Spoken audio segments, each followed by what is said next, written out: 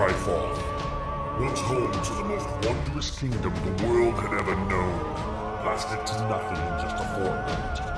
It is here that the fiends of hell walk among us. It is here where all things die. Welcome to Cryforth. Demon invaders roam the landscape and have conquered all. The world is a ravaged and wrathful wasteland, where the old world lies buried beneath the blood and sand with its gods and its secrets. Water is fought over with blood and steel. Compatible with the 5th edition of the world's oldest fantasy role-playing game, this book contains all new character creation options, including all of the familiar classes with new aspects befitting the ravaged wastelands of Cryforth, along with new backgrounds, subclasses, spells, feats, and so much more. New races will allow you to play as the Cursed Ash Elves, the Forsaken Humans, the Primordial Incarnate, the Proud Orcs, the Reptilian Suri, or the Infernal-Blooded Tieflings. New game mechanics such as blood, grit, and effort give your games an intense focus on lethality and survival. Numerous role tables full of ideas to help bring your games to life.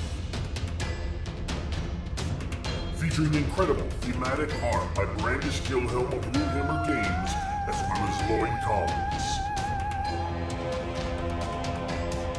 The people of Cryforth are not heroes. In Cryforth it is courage just to survive. Will you rise to face the tide of demons, or will you succumb to the hostile elements? Available now on DriveThruRPG.com.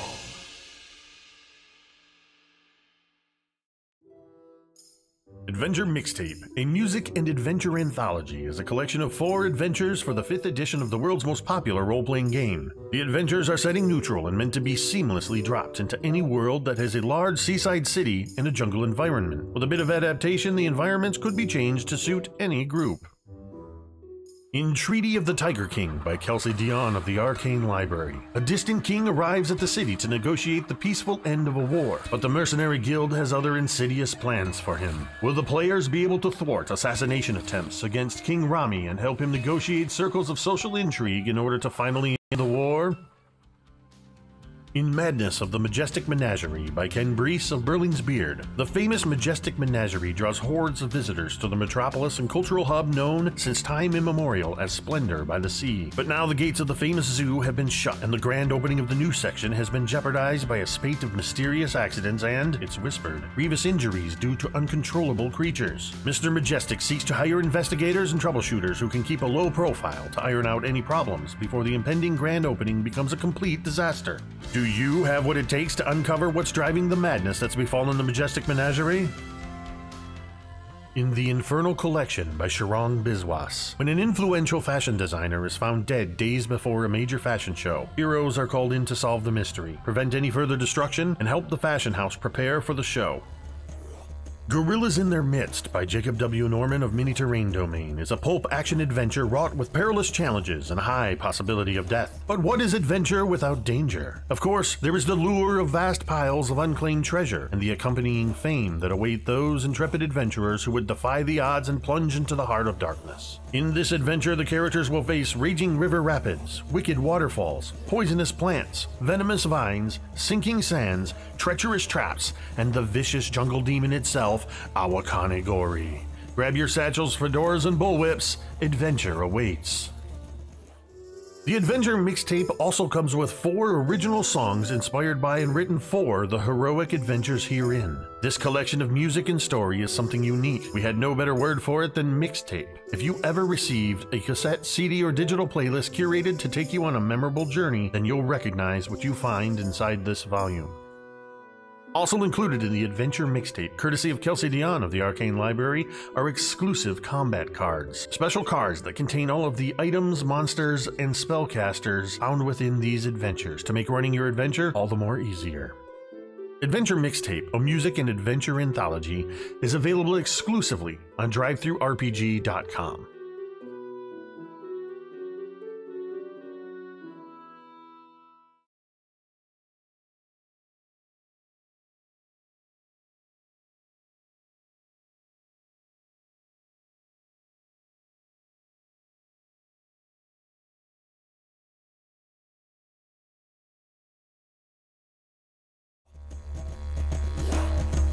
mysterious death curse washes over the land, driven by a powerful artifact known as the Soulmonger.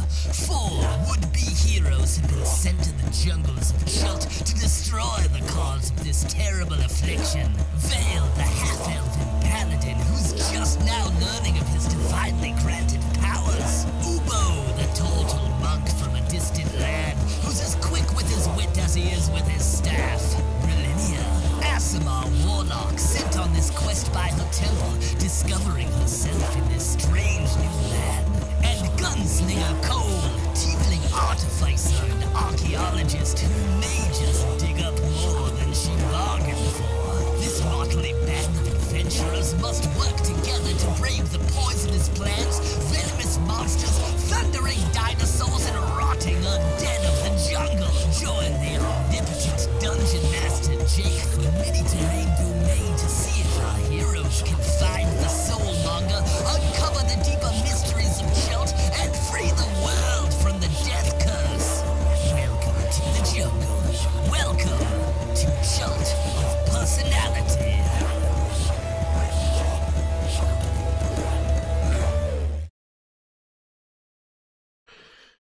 Hey internets, it's Jake from Mini-Terrain Domain, and this is Chult of Personality, our Tomb of Annihilation epic level campaign. Well, not quite epic level, they just reached level 7, but epic in the sense that we are on episode 32, Nangalore, and we have been playing this campaign for just about a year. I think in just a couple weeks. It will be 1 year that we've been playing this game right here on Twitch and more recently on YouTube as well.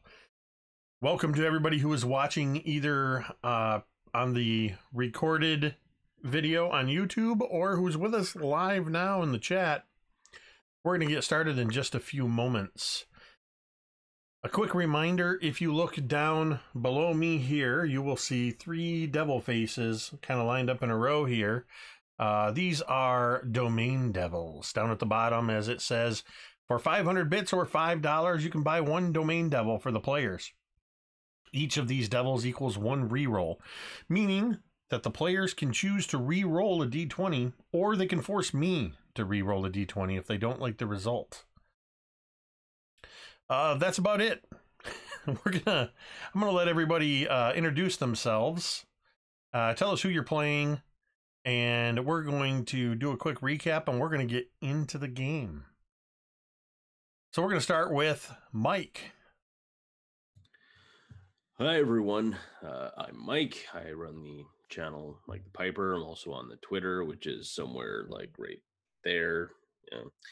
I'm playing Vale, the half-elf paladin, who is just understanding what it means to be a paladin, although also very confused. And I totally did not make a social faux pas introducing a certain someone as, you know, a significant other or anything, because that would be dumb, right? That would just be the dumbest social faux pas there is. So yeah, you know, let's kill some stuff and things, right? Speaking of social faux pas and awkward segues, Megan. Hi everyone, I'm Megan. I am one half of the YouTube channel Dice on Ice, and tonight I am playing Berlinia. And we'll go ahead and jump right over to the other half of Dice on Ice, Connor. Hello, that's me. I am playing Eric, the Aarakocran rogue of Kirsabal. He's going to be on a fun little adventure here, joining up with this crew of 3 that seem to have a destined quest that awaits them, and he's just along for the ride on the thermals. And last but certainly not least, it is the one and only Marquise. Yo, I'm Marquise. I play Dunala. He's a cool cat. Check me out on scavengerworld.net. I love everyone. Let's do it. In an unusual characteristic, we are all wasting no time getting into the game. We're going to go ahead and do a quick recap just to bring everybody up to speed. There's a death curse that is plaguing the realms. Anybody who has ever been resurrected is beginning to die.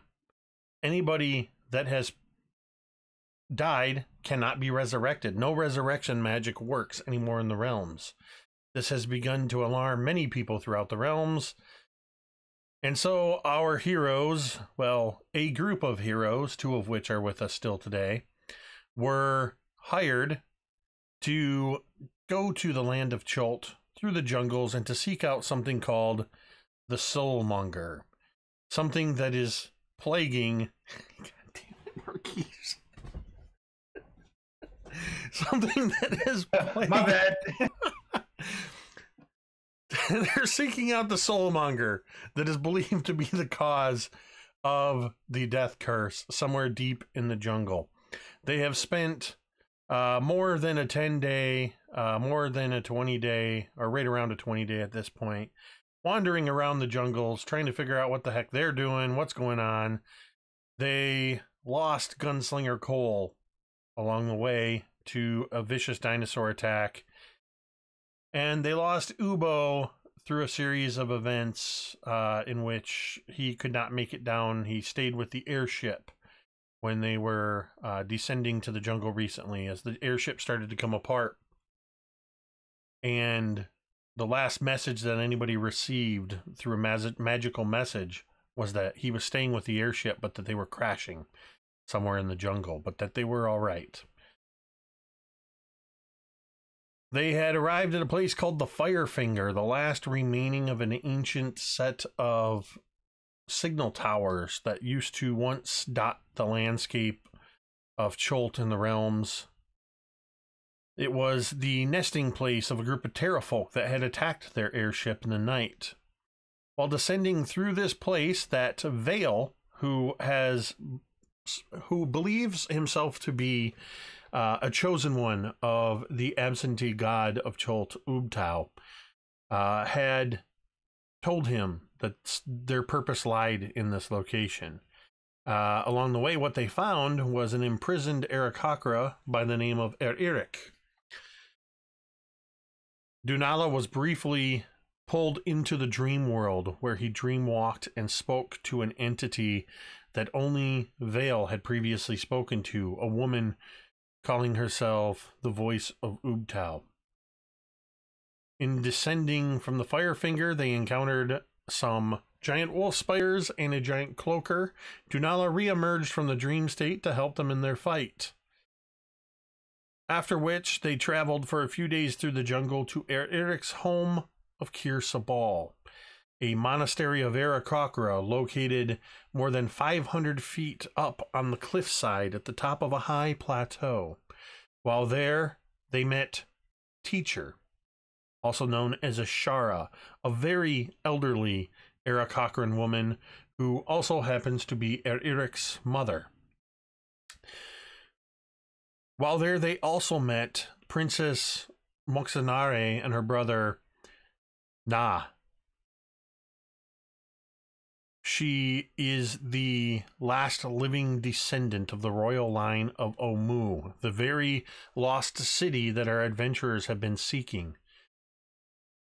In order to make their journey far to the south to Omu, Ashara has bid them Tahu, that they should travel to a place, Tahu, known as Nangalore, where they must get the rare black orchid so that she may complete a ritual known as the Dance of the Seven Winds that will grant the adventurers the ability to fly.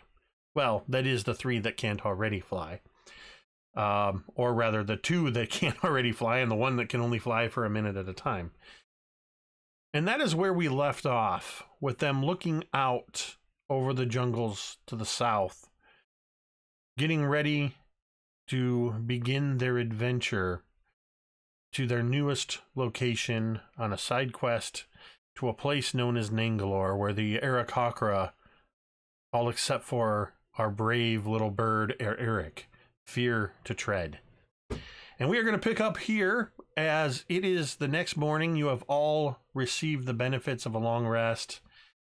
You have all perhaps found that through the trials and tribulations you have been through, or perhaps your close proximity to Ubtao, perhaps the monastery itself, whatever the case, you find yourself with awakening slightly stronger and perhaps with new abilities.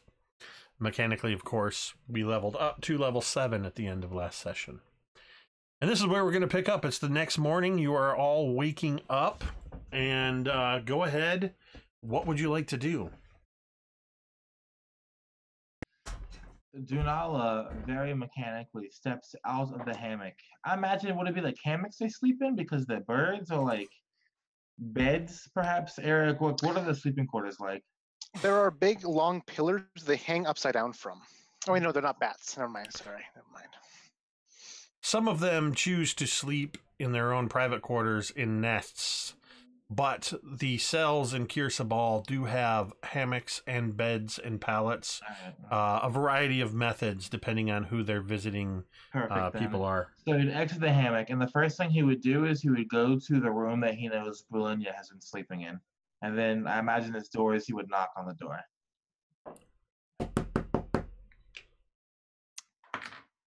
A very kind of squinty-eyed Brilinia opens the door and has this kind of confused look on her face.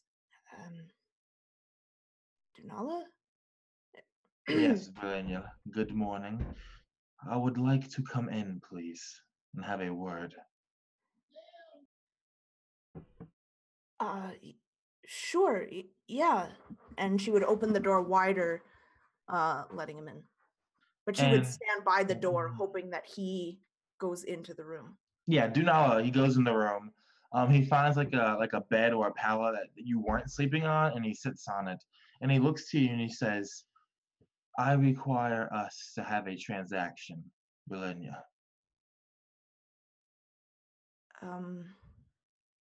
Sir, what are you talking about? I read in Cole's journal that she found something that could be very useful for the rest of our expedition.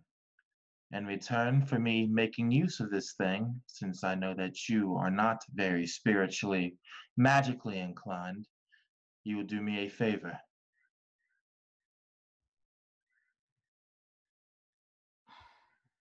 What's the favor?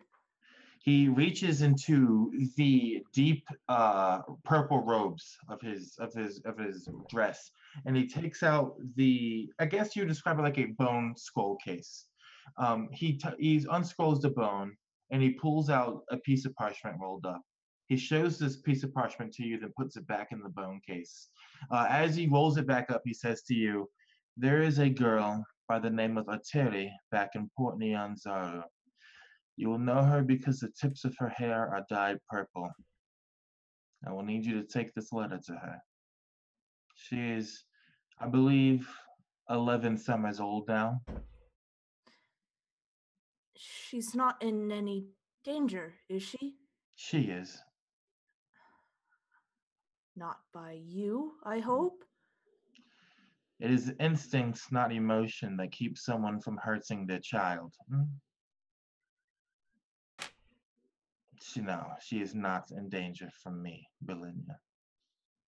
You can see Brilinia is just kind of wide-eyed, mouth kind of agape a bit.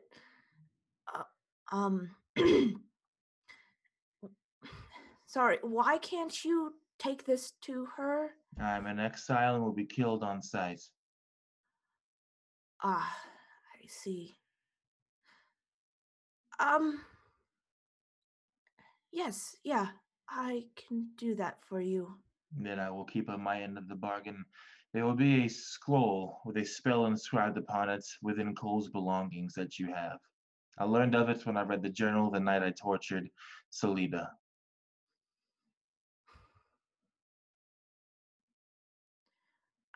Okay, all right. And she's still kind of looking kind of a bit bewildered. Yeah, as soon as we head back, I'll do it as soon as I can. It'll be better if you let me do it now instead of later. Oh, yes, sorry, and she would go to, I would think she would have Cole's belongings with her, and she would go rummaging through it. She would take out both the journal and what Cole had and give it to Dunala. But then she would just I need to know I can trust you. He doesn't take the journal, and he only reaches for the scroll case, and he looks you in the eye with this unnerving serpentine face of his, and he says to you, "There is no one on this world that you can trust more than me for these next few days, Bologna."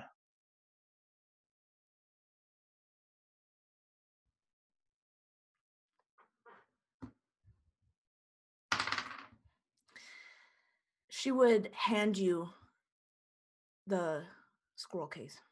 He would take it, and then he would just like turn again very mechanically and just leave the room.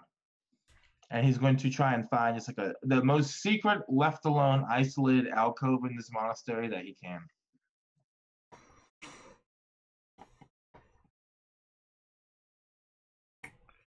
All right. Then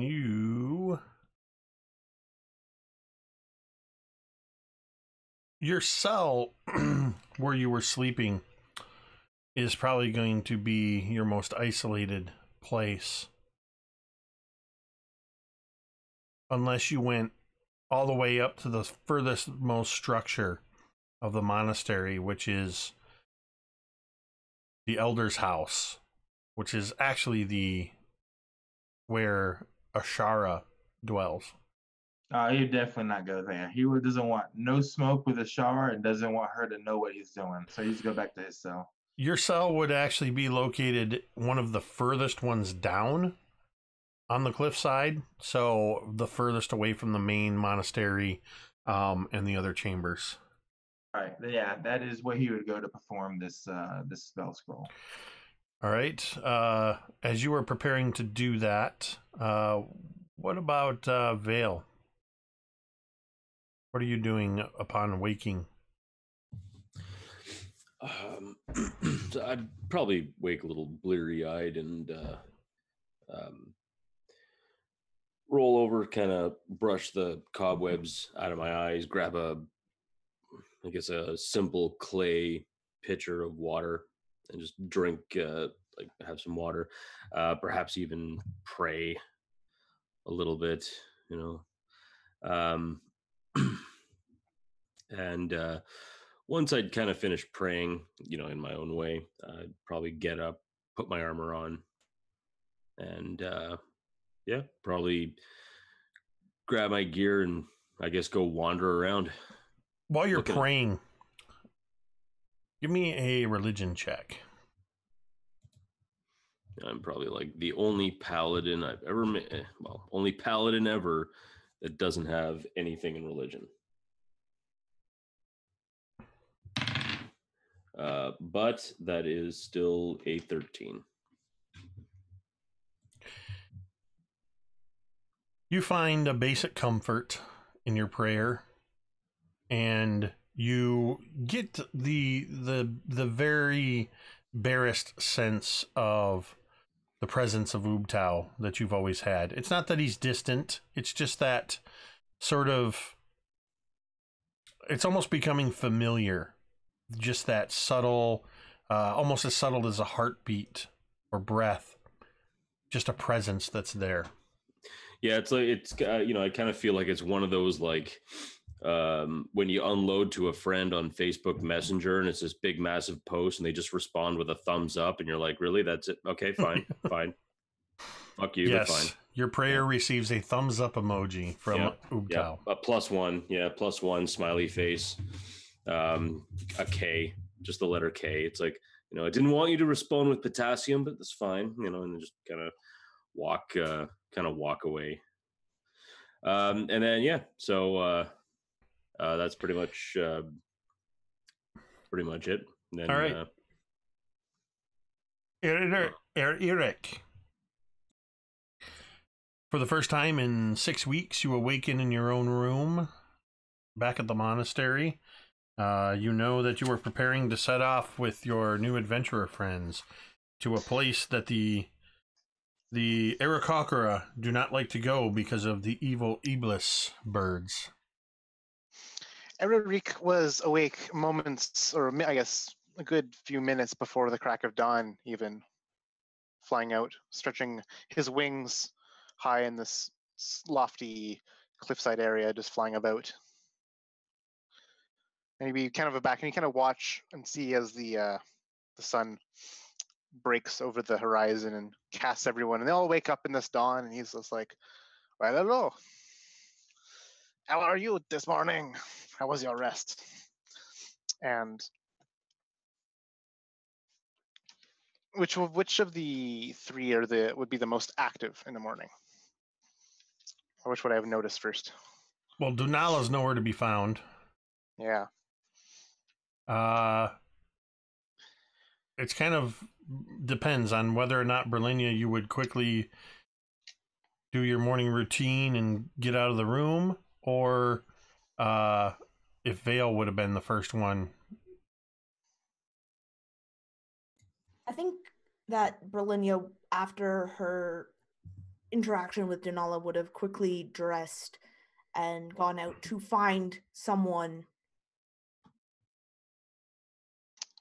I would say Eric then. is like, yeah. I would say then that Berlinia is probably the first one you run into, Eric. And I think I would almost like startle her as I'm like perched up on some ledge or something over her as she's kind of like going over in a morning stroll. "Hello, good morning, madame."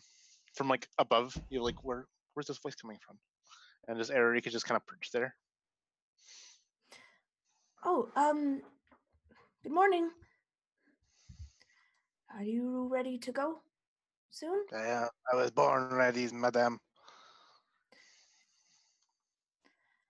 All right. Well, I feel like we're, and you can see that she's kind of like looking around, kind of nervously, as if her mind isn't all the way there, or all the way in the present.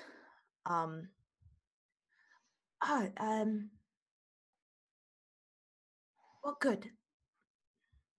And she just kind of walks away. There seems to be something troubling you. And he kind of like hops down next to you with a light thud. He weighs a lot less than his frame would suggest. Oh, no, just a fitful night, I suppose. But we have many herbs and medicines for that, here. Some of the monks find themselves having a hard time to close their eyes and fall asleep. Do you think that you could tell someone here that if they see a balloon, a man, and a turtle, if they could tell them that we're okay and that we'll be back? A man, a balloon, and a turtle. A turtle. Oh, okay. Je comprends. Okay, a turtle. Could you do that for me? I will absolutely, mademoiselle. I will tell all of the important people here about the arrival of a balloon, a man, and a turtle. You have my and word. There's probably going to be 3 women. They might look rather alarming. To be fair, mademoiselle, all of your kind of women are a little bit alarming. She just kind of, her eyes widen for a second. She just gives this confused look, and None of you have bright feathers, so it's hard to tell the difference between man and woman in my eyes. Can we nominate Eric for a point of inspiration? That was a good bar right there. And so it shall be. Eric, take a point of inspiration for that clever repartee. And with that, we're going to transition to the quiet, darkened cell in which Dunala has secreted himself. It is pitch black inside. He has snuffed every light. If there were any windows, he would have blocked them out. And then on top of that, he has woven his own spectral darkness born from his blood just to bathe the entire chamber. So if anyone were to come in, they would be able to see nothing. The only almost sort of light would be the smell that fills the chamber that leads you to the center of it, where Dunala sits cross-legged, surrounded by sticks of incense, his head turned a full 180 degrees as he meditates on the spell he is conjuring, with the scroll behind him fully opened as he reads it silently to himself, and he casts through it contact out other planes.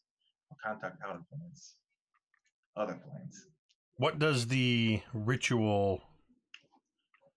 How does the ritual that is stored in the scroll manifest itself? Okay. So as he's reading it first to himself, he begins to say the words, not realizing he's actually saying the words. His eyes begin to slowly melt down his face as he is now seeing into somewhere else entirely. And then he almost completely disconnects from the world that he is in. Not physically, not even really spiritually, just it's a feeling of disconnection from where he is and where he should be. And then he prepares to ask the first question. I have to make an intelligence saving throw before I continue. So I'll make that. Yep. Perfect. That's a 17 minus 1, so it's a 16. Had to be a 15 or higher. You feel, as you separate mind and body, as not for the first time, it's not a wholly foreign concept to Dunala, this sort of astral projection, but you feel your mind pulled in numerous directions as your mind reaches out for the briefest of moments, simultaneously touching every plane of existence. It's incredibly jarring and disconcerting. And then after a moment, you find yourself in this meditative position that you've taken up in your cell, but you are high above the plateau of where Kir Sabal is on the side of the cliff, over the jungles of Chult. Clouds swirling around you, but you have no sensation of this. And then you feel an entity, the presence of an entity, surrounding your mind. It doesn't say anything. You just know, through the process of the casting of the spell and the presence of this entity, that you now can ask 5 questions. Perfect. Dunala, feeling a bit of relief, oddly enough. He can feel human emotions, or at least the dregs of them in this state. He asked the first question, and the most obvious question of, am I speaking to you, Ubtao?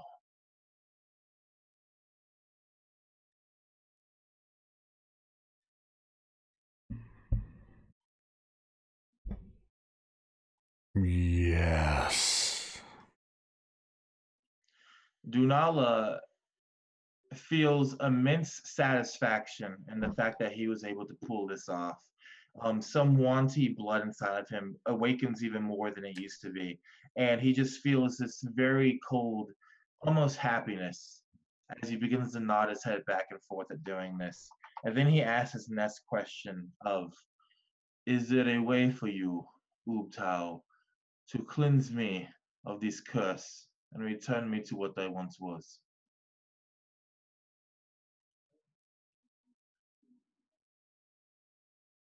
Yes.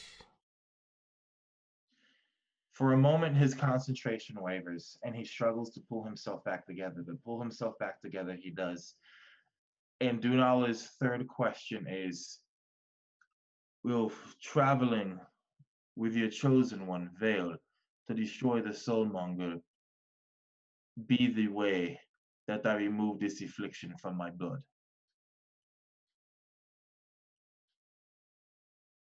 There's a longer pause than you've experienced.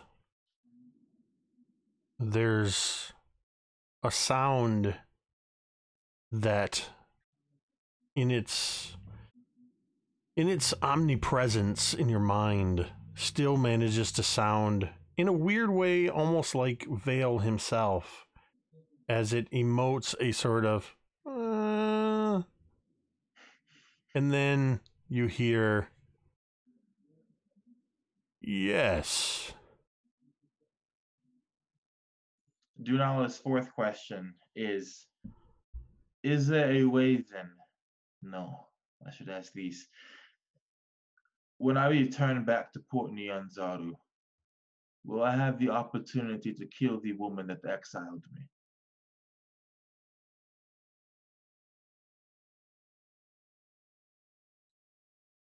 That is unclear. Dunala listens to this and then he nods. And then he prepares his fifth and final question. One that he did not want to ask, still does not want to ask, but knows that he must ask if he's actually to truly become human again. And he asks Ubtao this final question of, is there a way to save Cole's soul from the soulmonger? No.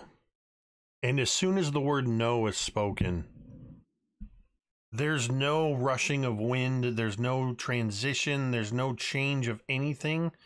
As soon as the word no is spoken, you are back in the hot, arid room where you completed this ritual in the darkness. The only lingering effect of this ritual is the echoing, reverberating no, no, no, no, as the ritual ends. Dunala's head swirls back into its normal position, and as he stands, the darkness fades, and spears of sunlight come back into the windows. He rubs the side of his neck, he lets out this long sigh, and he mutters an apology to no one in particular, and then he leaves the room.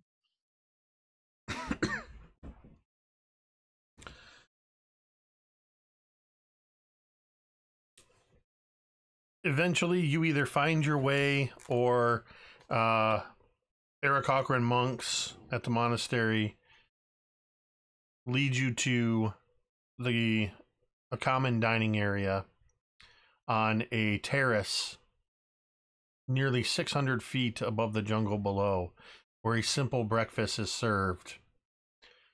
And they begin to speak to you about you should begin your journey.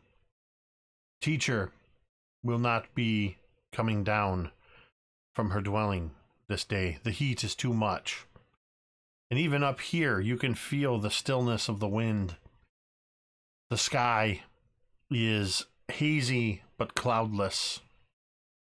No sign of rain, no sign of cloud, just hot. Heat and humidity.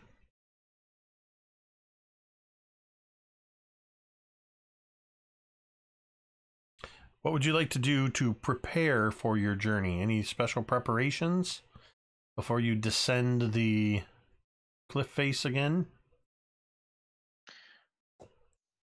I like to draw lots and lots of water from our well or whatever source of water the monastery has, and get bundles and bundles of it.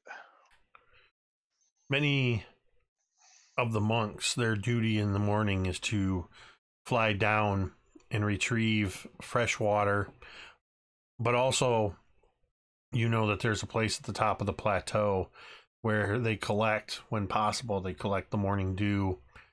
They have a system for collecting that as well to provide water. So there is plenty of fresh water available for you to load up on. You would know, or maybe you don't know this, I mean, you serve as a scout for the monastery, correct? So yeah, you would know this, as the others already know, that it takes about 2 gallons of water per day for each person to survive. And you guys, Vale, Dunala, Berlinia, you guys know you have amongst your possessions a rain catcher, though it doesn't look like you'll be catching rain today. But Eric appears to be providing water for everyone. Yeah, I'd probably get as much like food and like as much dried rations and water as I could. You know, dried fruit, dried meats. You know, I might consider stealth killing a monk and then quickly cooking him up. You know, I'm kidding. But no, just basic stuff. You know, dried dinosaur jerky or whatever is needed. Probably keep my. You would definitely notice that as you're kind of pulling together food, and the monks are all too happy to supply you with what they have. And they do have a smokehouse at the monastery, so they can provide you with smoked meats and things like that. But as you're kind of preparing, there's a bit of a foul stench coming from where you've been keeping your rations. The dinosaur meat that you had simply been cooked. It had not been properly smoked and dehydrated. And it has been quite a while. Plus, you've been in and out of heavy rains. That your dry rations are still in good shape, but any dinosaur meat you previously had has gone rancid. Yeah, all right. I'll toss that into the. Actually, I'll just throw it off the side.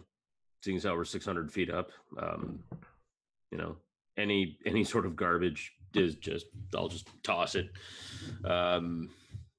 Give the inside of my bag a good clean so it doesn't reek. Make sure that my armor is oiled because the constant water and everything else, I don't want it to dry out and crack. So, remind me what kind of armor you're wearing. Studded leather. Okay. So just make sure that that's good to go. Make sure that, you know, basically all my kit is prepared. Maybe even see if I can scam an extra water skin so I can carry 3 water skins on me. And yeah. Make a charisma check. We'll call it persuasion. Persuasion? Sure. That's my jam. Oh, yeah, it actually is my jam. Nice. And that would be a 21. One of the Aarakocran monks, there's a certain caste of monks that they're among the lower ranking. They're very young Aarakocra that are enamored by all of your presence. And as Vale, as you manage to successfully convince him that you need additional water, he's all too happy to give you his own, as well as there's a group of like 3 or 4 of them. So you all get 1 extra water skin, so you can add that to your inventory. You basically have an extra gallon of water. Thanks to Vale's persuasive nature. Berlinia would she would seek out. I'm sure there are many temples or places of worship within this monastery. There's only one. Oh. There is the primary temple. Though an Aarakocran monk would tell you that wherever you are is your temple. The primary monastery where you met Ashara yesterday, you dined off from the side of this main area it was a large wooden floor area that had a large circular labyrinth carved into the floor. That along the edges there are tables with candles lit and cushions, and that's where you can find many of the monks worshiping or meditating. She would go there into this if she can, if it's open. And you would be allowed. She would go in just appreciating the silence, the soft murmuring of prayers, maybe the low tone of a song, and it would bring her back to her own monastery where she was at, and she would just kind of close her eyes and just kind of feel herself relax in it. Because as much as she wanted to get away from that place, it's all she had known. So just to come back to something like it is very comforting for her. And so I think she would spend a few minutes. She would go and kneel at one of the pillows, and she would just bask in that calmness, in that serenity, in that assuredness. What's your spellcasting modifier? Mine is Charisma. Yeah. I want you to make me a religion check.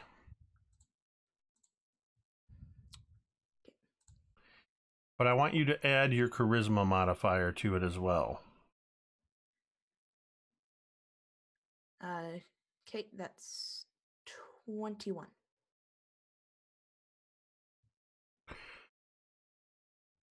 You reach out and tap into the energies that you are familiar to you as a source of your abilities and your power. You find a calmness. You find that serenity that you're looking for. I want you to make me a wisdom saving throw. It's a 15. As you are achieving your calm through meditation, and you're just pushing out all of the negative and concentrating on these positive energies, and you feel yourself reaching out along these celestial connections you have, for the briefest moment, you see that pale lavender face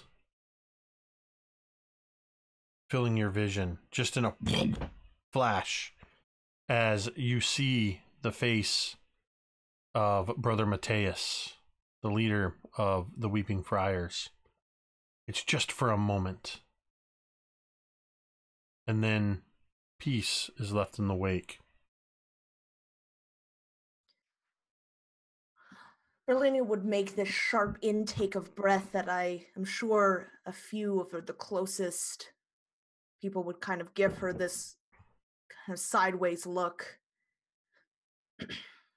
Quickly clear her throat and get up. And she is a bit... She's happy that she got to feel this serenity, but just as always, whenever she tried to reach out, she could never feel that which so long ago she was promised to give her power, to give her... She's never been able to see that thing, that entity. It's felt so close, but she's never been able to. So she's filled with a bit of disappointment and also unease at seeing Brother Matthias. So she would quickly leave and find the others. As you kind of have this sharp intake and come out of your meditation, before you can even rise to leave, you see standing in front of you a very small, odd-looking Aarakocra. And as you kind of and open your eyes, this little Aarakocra cocks its head to one side and makes a sound. But it's not a bird sound. It's the sound of the small Chultan human boy that is dressed as an Aarakocra. It is Princess Moxanare's little brother, Na, who you had seen the previous night wearing the self-made garb of an Aarakocra with his false wooden Aarakocra beak and a small headdress of feathers. As he looks at you and cocks his head side to side, he makes that sort of squawk sound, and then he steps forward and he reaches out. And as he reaches out, you can see that he has these leather straps on his arms that are holding these, where the feathers are attached to bits of looks like he has some old bracers that he's affixed these feathers to. And you're in this sort of kneeling position, and he reaches out and he touches your shoulders in that spot where you manifest your celestial wings from when you exhibit your ability. And then as he touches this area, then he steps back and kind of spreads his own faux wings. And then he reaches up and he grasps the wooden beak and he lifts it up so it's up and takes it off of his head. You are the one they call Berlinia, yes? She gives him a very slight but very kind smile, and she nods. Yes, that's right. You should learn to trust in yourself more, Berlinia. You have more power than you know you are capable of.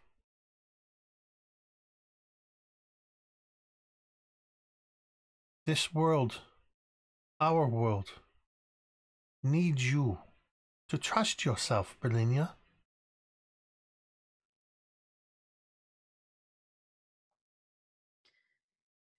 For a reason that I don't think Berlinia could even explain, tears begin to well up in her eyes.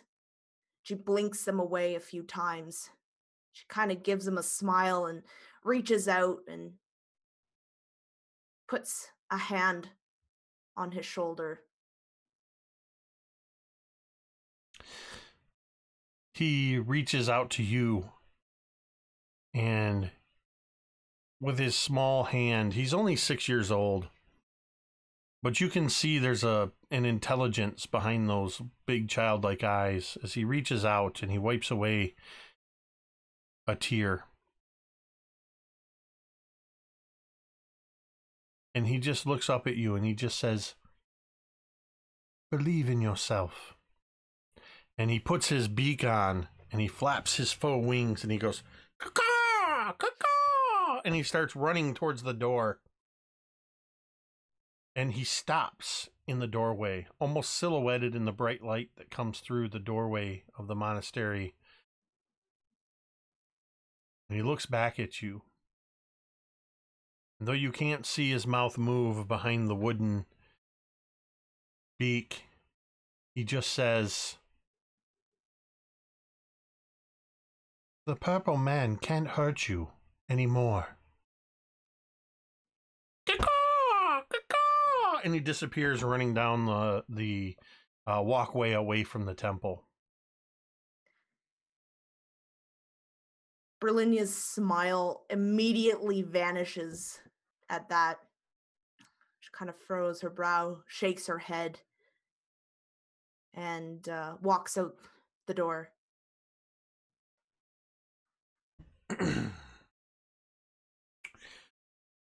So as you are all going about your various things, getting your last things together, some of the monks begin to sort of corral you and saying, "You must go, you must go. Teacher says you must go. The princess says you must go." A couple of them you hear sort of mimicking, but in a respectful way.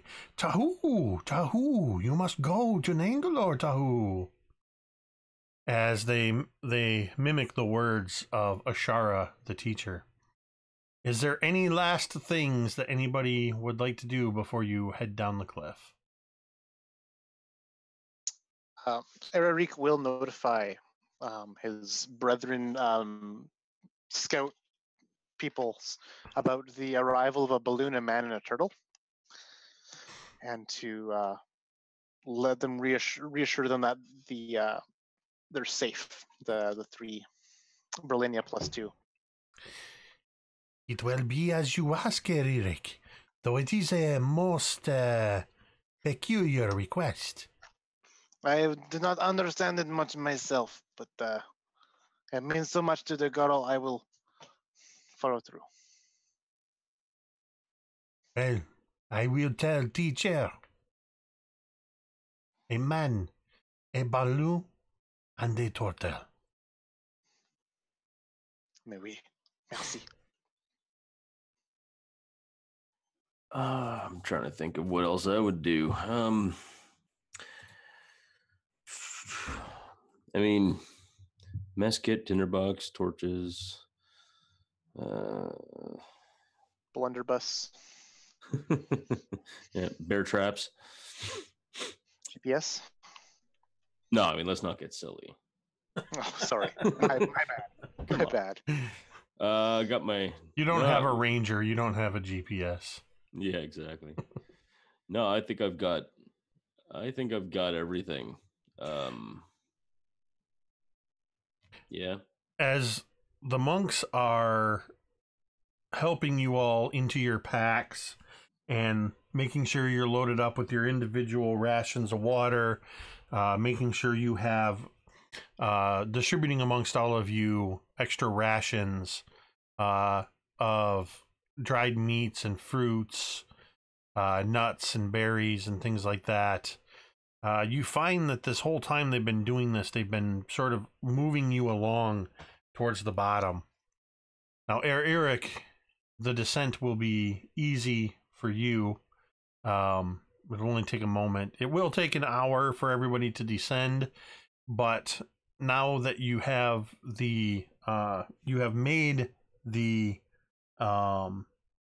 journey as was required, the Aarakocra guides you and stay with you as you descend Vale, Berlinia, and Dunala, telling you what spots to watch out for and assisting you as best they can. So as you need to leap, one or two of them will hold your arms and sort of fly you across a short gap to help you descend. So you do not need to make the same checks for fear of peril that you did on the way up. After an hour, you find yourselves once again at the base of the plateau. And you know that you need simply to walk a couple hours to the west to pick up the river Orlong and journey for the next couple of days along the river to Nangalore. And that is what you do. Picture, if you will, a movie montage as you're journeying along in your folding boat, traveling in the heat of the day, the oppressive heat. Occasionally you see things like crocodiles, swarms of quippers, occasionally something a bit larger that lurks and then disappears below the surface. You see a few terrafolk circling high above, though they don't come down to bother you. Every once in a while, you sense movement along the banks in the jungle.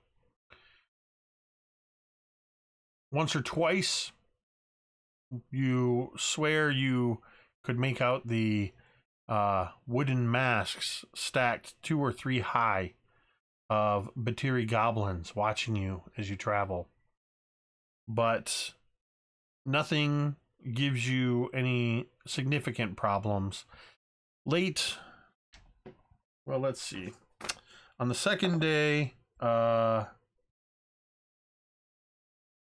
the hot weather breaks a little bit, but high winds pick up that are actually favorable to you, that help to push you along the river and speed your way, though no rain. On the third day, the temperature stays normal, the winds die down, and there's absolutely no rain. It is about midday on the third day that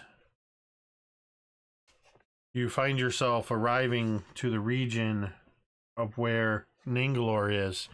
And you can actually see this area just off to the east of the river. There's a small tributary that breaks off to the east that you can easily steer into. And Eric, you would know that this is the location of Nangalore. For though your people stay away from it, you like to know where threats to you exist. As you move your boat into this small tributary where the water becomes, for a little ways, it's moving inward just a little bit, and then it sort of becomes very almost stagnant, very slow moving. You have to paddle your way through in your foldable boat. And you begin to see a stone edifice rising up in terraces. You can see what at first looked like logs floating in the river. And then you realize there are several crocodiles floating in this section of the water. As you move along the front of this terraced area, you can see on the stone sections to the east and to the west that there are carved faces in the wall. And you reach an area that appears to be dead center as you see this fantastic edifice rising up out of the jungle. Before you, what you see is a hanging garden of exotic beauty. Water is actually flowing down some steps between two massive stone carvings of elephants. Beyond them, at the top of the steps, you can see a broad flooded avenue that's running straight for more than 100 feet before it ends at the stone carving of a Tyrannosaurus face. Water pours from the Tyrannosaurus's jaws and flows the length of this concourse, draining down the steps in front of you.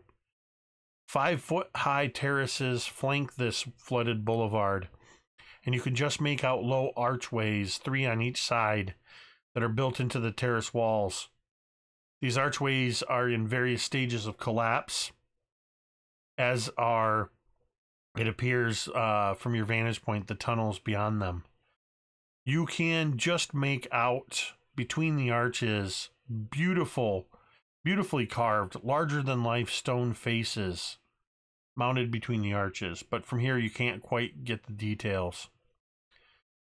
A wild profusion of plants grows on the upper terraces, and multicolored parrots and canaries flit and sing among them.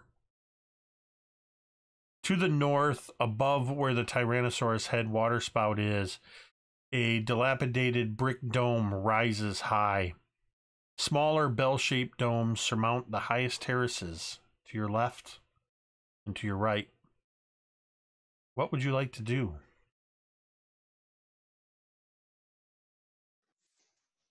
Attention here, there are crocodiles in the water.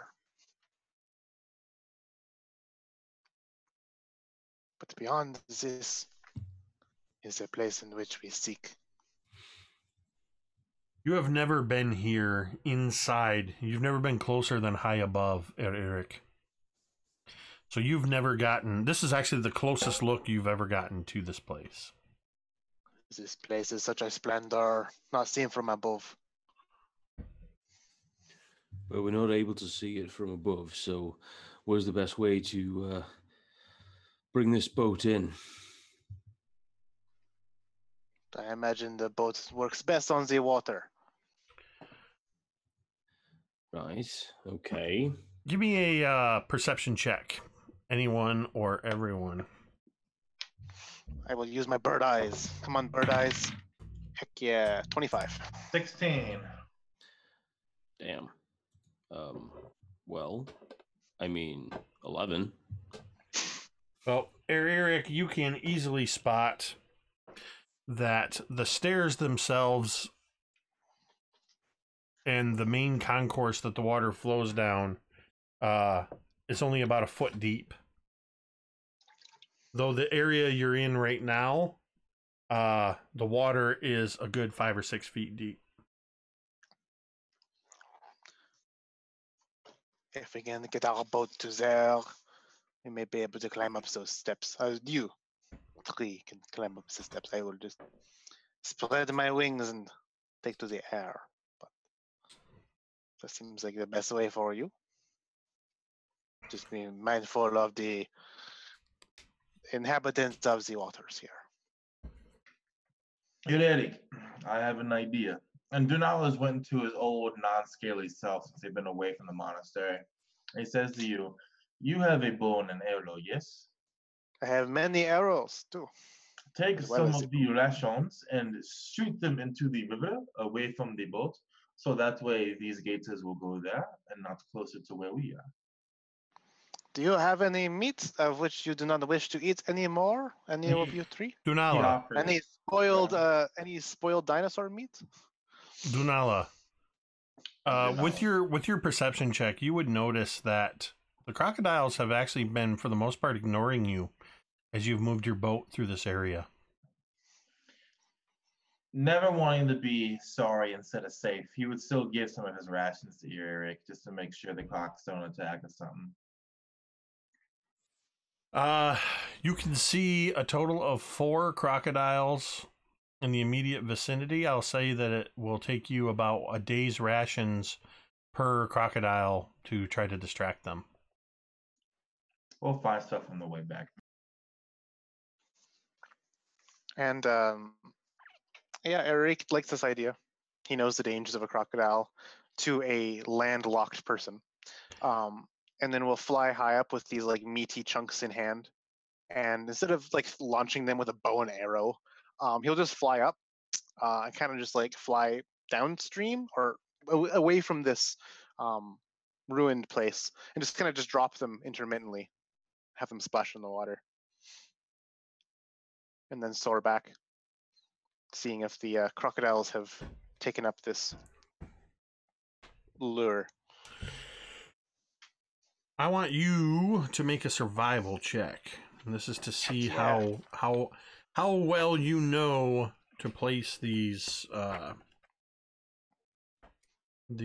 bait. 24 on survival. Thank goodness for expertise. Eric knows much more about this than I do, apparently. You notice, the rest of you, as Eric flies up and begins dropping small payloads into the water, that the crocodiles, a couple of them immediately shift, begin moving that direction. A couple of them linger, don't look as if they're moving, and then suddenly turn and dive, emerging 20, 30, 40 feet away in the direction of where Eric dropped his bait. After a moment, there's a bit of a scuffle in the water as the crocodiles are fighting amongst themselves. The path before you, the waterfall terrace steps, are clear. All right. Well, as soon as I see that, I'm going to start paddling pretty hard to get to that thing before they lose interest in whatever food is there out there. It only takes you a moment. It only takes you a moment to do this. Sorry, what are you doing, Eric? I would say he wouldn't bother getting back in the boat. Just make it lighter to paddle. Just keeping flying above. Going to shift here to give you a little bit of a look at the terraced area. So you guys are right here, between these. I realize you can't see my mouse. So where the waterfall, the main central area comes down, and you see the crocodiles and that small set of steps in the middle. That's exactly where you are. Looking up, you can see it rises about 5 feet, and then another 5 feet up to these terraces on the side. It's up between these archways and these cut-ins where you can see the faces that are carved into the wall. A few stones along the way on this, and then at the far north, you can see the Tyrannosaurus head that's spewing the water and the ruins beyond. And these steps are going up, not down, correct? That is correct. All right. So Dunala would point at like the tree-looking kind of cliff things on the side of the stairs and say, "We will probably need to climb one of these if we want to get up there." At least how I think. Well, you can clearly see that the steps are the lowest point of egress. Or ingress. So we could actually get the boat up the steps? You can't get the boat up the steps, like paddle it up there. There's no way to paddle up. Everything is elevated. Right. Yeah. But now that you're right there at the steps, the water is very shallow. You can very easily step out of the boat, get up onto there, and it is a folding boat, so a magical folding boat, so you can easily pack it up. Yeah, I would probably get it to a spot where we could easily just walk up these water steps and then fold up the boat, put it into my bag of holding or something. Eric would like help each person out of the boat and get sure footing on the stairs too. As he's able to fly over and just like land. How deep is this little channel that goes up? It's only about a foot deep. Okay. And then once you're able to kind of climb up, who's going to secure the boat? I'll probably fold the boat back up. It's very easy to do. It's magically done with a command phrase. You know that you've been keeping it kind of at its mid form as more or less a long canoe. It does have another form that allows it to get much larger. But with another command word, it reduces itself down to a small parcel about 18 inches long and about 6 inches in diameter that you can stow in your pack. Yeah, and I'll put that in my pack and begin to ascend. I'll double check all my weapons to make sure that they're easily accessible. Rapier, short sword, dagger, short bow. This is a very idyllic appearing setting. Beautiful flowers and I'm not falling for it. I don't think any of us are flora falling for and fauna everywhere.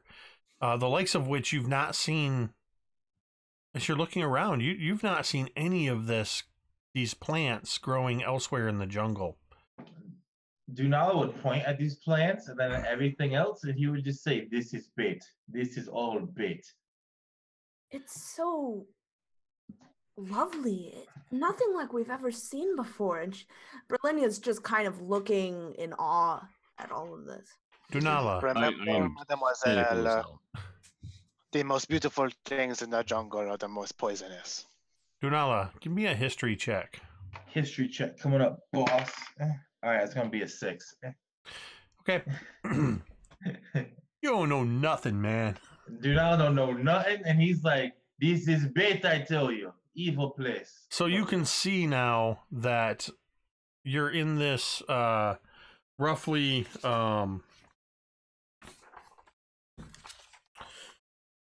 about 15-foot wide boulevard that extends for nearly 100 feet to the north, where this giant carved Tyrannosaurus head appears to be just belching this water. About 30 feet in front of you are the first set of archways, one to the west, one to the east. Beyond that is the first set of stone faces carved into the side. Another set of archways, another set of stone faces, and then another set of archways. The stone faces, what are they of? You can from this angle, now that you're up here, you can see that they are very beautifully carved, a bit weather worn, of a woman's face. I think that Berlinia would turn to Denala. Do you recognize this at all? Some foreign Western god, I am sure. Nothing a Chult, at least. Doesn't even look Chult in this woman.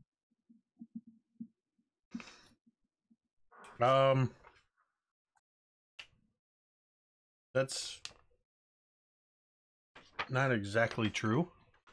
Oh, Dunal is completely talking out of his ass when he's saying this. Yeah. He did roll a 6 on history. This is true. But I'd like to think he does remember, whether he says so or not, he does know what a Chultan looks like. He's just like, this is like a fake old stone Chultan. We don't talk about those anymore. And he keeps on moving. Are you moving? Are you guys moving forward to the first set of faces to get a closer look? So, I'm gonna say though, I'm gonna move cautiously. Okay. I'm gonna actually draw my rapier. Okay. And I'm gonna advance cautiously, and I'll also suggest that everyone does the same except for Eric, because I really don't, care if he lives or dies, but just kind of want to just move kind of ahead. I'm just kidding, Connor. I don't want you to die. But just move ahead in like little bits. Just to fully set the scene, this water road that you're on, basically, it's a boulevard. It's a foot deep of water. There are stone terraces that rise up about 5 feet. So I believe all of you are tall enough to kind of see over that right about eye level or so is the terrace top, where lots of plants are growing, so a few trees, vines, lots of these beautiful flowers, parrots and canaries and parakeets and all kinds of brightly colored birds are singing and flying about. The water is flowing past you at a steady but not rapid rate. As you approach the first set of faces, which is about 40-50 feet ahead, you would pass the first set of archways, one on either side. The one on the west side, the archway is completely crumbled and open above. You can see about 20 feet down, a tree is just growing straight up out of this archway. To the east, to your right, the archway is intact. The tunnel is mostly covered. About 15 feet in, there's a big section where it has caved in and sunlight streams in. But beyond that, about 50 feet inward, you see a set of steps leading up to that first terrace. About 10 feet in front of you are 2 of the stone faces. Do you want to continue to the faces or investigate the tunnels? I mean, Eric does not like close, confined spaces, so he'll stay above ground for as long as possible. He'll fly around taking high perches and looking at things kind of from a grander perspective, even keeping eye on the tree line too, see if there's any kind of like activity. So when you say you're taking perches, are you flying up to the trees that are in the terrace level? I thought they said there's kind of like these pillars and that they're all in kind of crumbling stages. They're not pillars, it's an archway. It's like a tunnel. Oh. So it's like a channel, right? Here, I'll go back to the let's see, I think it's the screen. I imagine there might have been some kind of like statues or pillars or something. If you look at that first cut that goes to the left with steps leading up, there's the one with the tree. To the right is the one that is a covered tunnel with a hole in it and then steps leading up.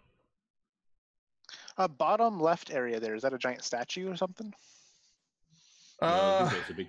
Oh. Yes, there was a giant statue to the left up on another terrace that is about 10 feet higher than the next terrace. You would have seen it about, the walls would have been about 20 feet high from the river. Yeah, you'll probably perch up on that one there.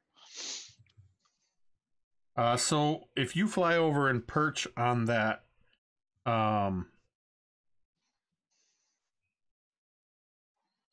if you fly up and perch on that statue, Rocks fall and everything dies. Yeah.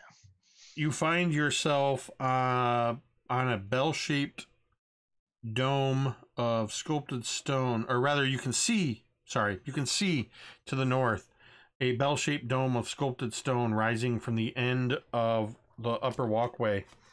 And the one is you can see the one to the north of you is kind of crumbling with age. The statue you've landed on, and I'm not even going to make a perception check before you land on it. As you fly toward it, you notice that it is wrapped and draped in thick webs. Are you still going to land on it? Perhaps not. Perhaps Come not. He on, has a do it. relationship with spiders that is Do it. interesting nonetheless. Wussy. Well, he'll take note of the spider wrappings and then kind of fly back. He'll report what he saw about the big dome shape of the structure up ahead, suggesting maybe there's an area further in. We are looking for a flower, are we not? The black orchid, no? Well, then, do you see the flower anywhere? We don't need to know about statues or architecture, just if we see a black orchid. I did not notice any black orchid, but maybe a perception check would help me. He'll do a cursory scan, flying up in the air, kind of just like. Go ahead and give me a perception check.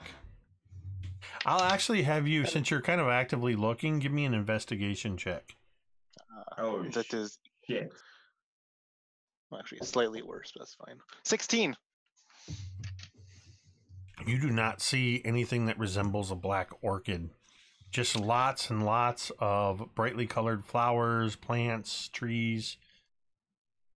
You see lots of movement, but it's just all these bright spots of color as parrots and parakeets and canaries are just constantly flying around. No, the flowers here are all bright and colorful like a rainbow, like the feathers of Eric, but no black orchid here. Do Nala suggest that we go to the giant dome? Yes, and see what is in the giant dome. As we're walking down, though, like walking down this I don't know, water avenue, every time we go into one of these like cut channels, which looks to be, I mean, in my mind, it would be like some kind of a runoff, or at least some type of a pool or something. But I would probably just like have a look down each one of these channels, just going to be having to look for either any enemies or anything that's hidden, something I can see, something that might be valuable. Okay, give me an investigation check. All right. If you insist.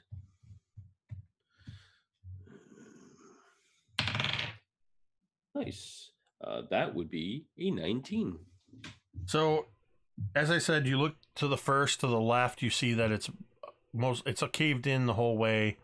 A tree is growing out about 20 feet in, blocking the passage. To the right, it's caved in midway. There's stairs leading up at the end about 50 feet away. Moving to the next set of cut-ins and archways, you actually pass by the first two sets of faces. You see that the first face is a regal-looking woman.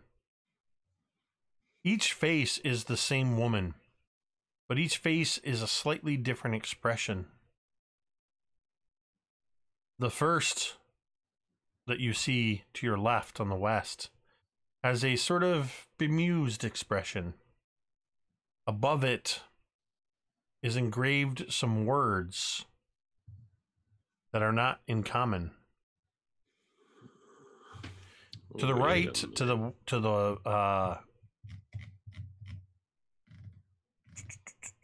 what language are these words? to the right, the face has a serene expression, and there are more words carved above it. Dunala would like to try and read these words. What languages do you speak, Dunala? I'm assuming he speaks Chultan because he's Chultan, and then it was Celestial, Abyssal, Draconic, and let me check if there was one more. Nope, Abyssal, Celestial, Draconic. You do not recognize the language, though it has slight, vague characteristics of Chultan. It appears to be a very archaic language. Belinia, can you draw? Or sketch? Did they teach you that in your monastery? Yes. Activities sometimes. Why? Come, take Cole's journal and draw this ruin into it. She hesitantly takes Cole's journal and she just kind of looks at it for a while and eventually flips to a blank page.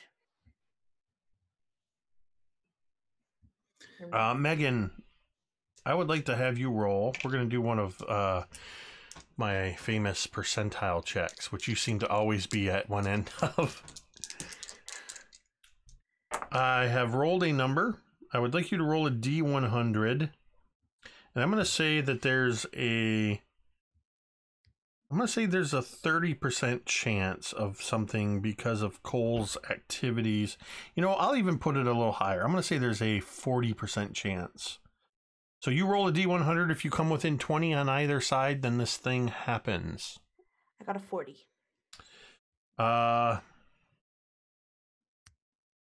Unfortunately, no.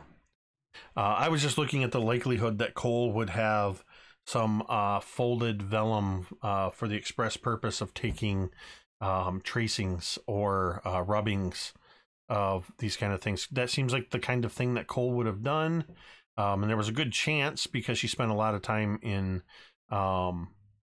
Sylvain's study, or excuse me, in the Merchant Prince's study. Otango, I think was his name. But anyway, no. So you do find, of course, a clean sheet of paper. And what is your drawing ability? I feel like it would have been a pastime of something that they just did in the courtyard. So probably pretty average. Okay. I'm not going to make you make a roll. Because you're able to stay there looking at these things. It is going to take you, I'm going to say that it's going to take you about 5 minutes per face. Well, actually, are you going to sketch just the words or the face itself? She'd probably she'd do the words, but then she would do a rough sketch of one of the faces and then the emotion by it. But then for the other ones, if they're similar but a different expression, she'd probably just write down the expression. It's going to take you about 20 minutes total to capture all 4 of these carvings. She would turn to the others. You guys can go on without me. I'll just be here. Vale, I would like a wisdom check from you. Oh, God, no. Oh, well, at least with wisdom, it's a better percentage there. All right, and that'd be a 15. Something strange happens as Dunala asks Berlinia to sketch these. Dunala, I imagine, is kind of looking over these faces at first a little bit, and then instructs Berlinia to draw them. As you're kind of standing on guard, and you're standing in this water. You're watching Berlinia sketch And there's these 4 faces. One that has a bemused expression, one that looks condescending, one that looks stern, and one that looks serene. You look almost...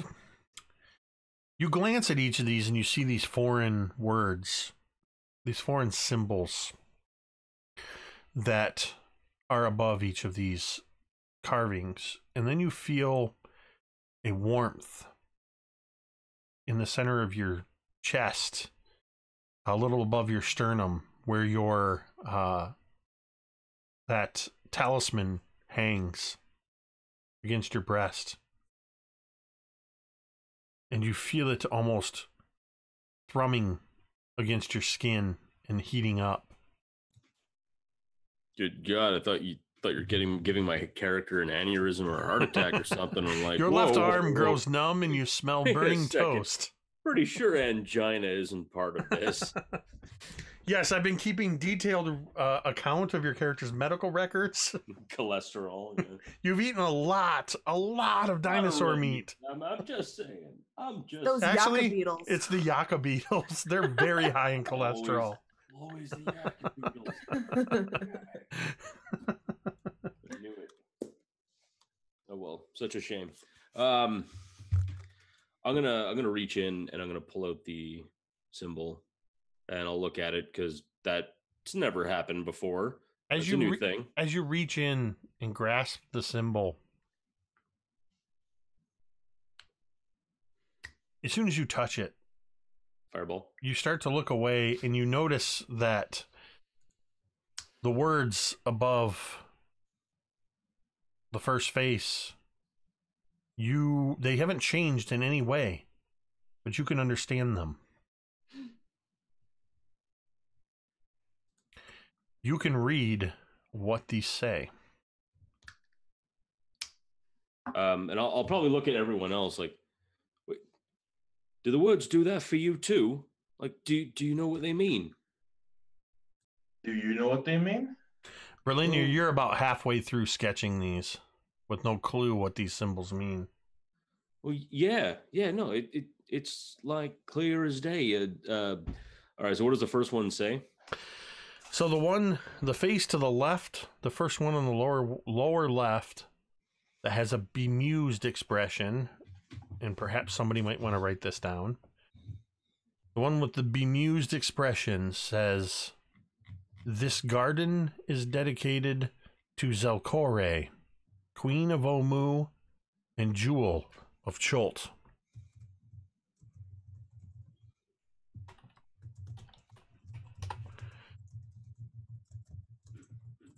And then, yeah, what was the name? Dedicated to who? Look in the chat. Okay. Zelcore. That's the lower left one. And then the one immediately across from it on the lower right says, and this one has a serene expression. It says, "And may the gods themselves marvel at this humble reflection of her beauty."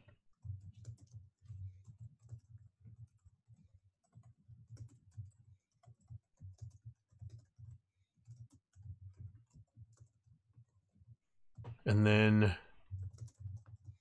the next one above that, and I'll put this name in the chat as well, has a condescending expression. This is the one on the left. It says, "Worshipped by her people and by Thurutea," and that name is in the chat. And then it says, "Who loves," but the word love has been scratched out. And in all capital letters next or above it, the word "betrayed" has been carved. So that it reads, "Worshipped by her people and by Thurutea, who betrayed her." Though it once said, "Who loves her." And finally, the one across from that says, this one has a stern expression, and it says, In this, the 10th year of her reign, may she govern forever in splendor.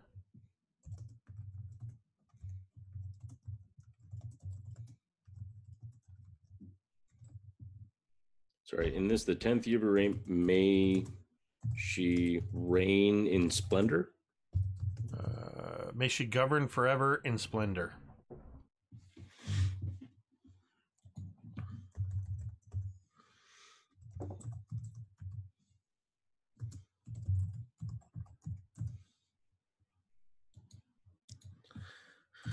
Whew, making me type and stuff.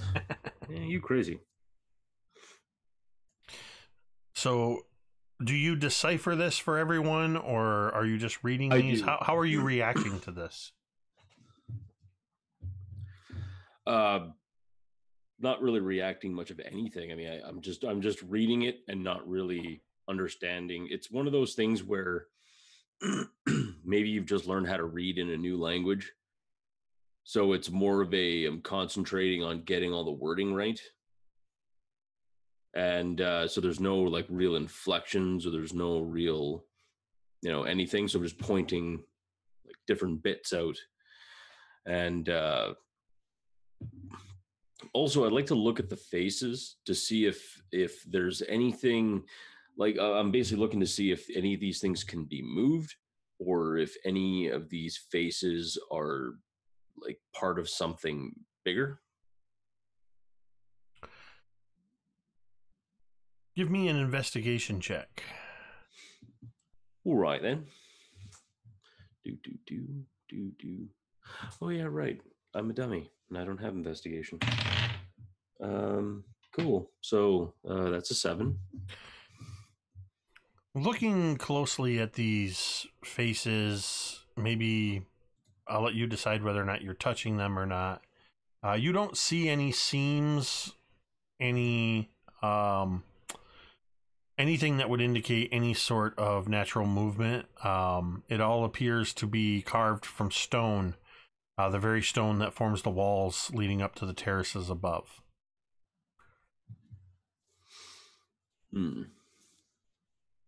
What about Dunala, Eric, Berlinia, as Vale suddenly seems to be able to, he pulls out this kind of what to I imagine to Dunala and Berlinia, you've seen him with this before. Eric, this is probably the first time you've seen it. This little talisman that looks almost like a bundle of twigs and sticks, if I recall correctly. Right, Vale? Say that again. Your holy symbol. It almost looks like a little. It does, yeah. Kind of looks woven, like it's a woven together, very crude, naturally made symbol of like woven together thin twigs and stuff. He pulls it, and that's when he can read, and he begins walking to each face and reading the words upon the stone. So your little talisman there lets you read the words of old? I guess so. I don't know. He is Ubtal's chosen. Ubtal has decided to open his eyes, and now his eyes are open. Does Ubtal wish his eyes to be closed sometimes? What use is a servant with their eyes closed? He looks at you like, I don't know, man. I'm not Ubtal. He's like, and he looks back to Vale. I mean, you can hardly try to understand the gods. I mean, but I think I get it though. Like, think of it like here, like Chult, like this jungle. I mean, for those who seek and those who fight and are strong, they can see. It's cruel, but it's fair, much like here. And that's why. And whom do you fight, Mr. Vale? Who are you stronger than so that you can see? I don't know. Maybe stronger than obscurity, which these carvings seem to be a part of.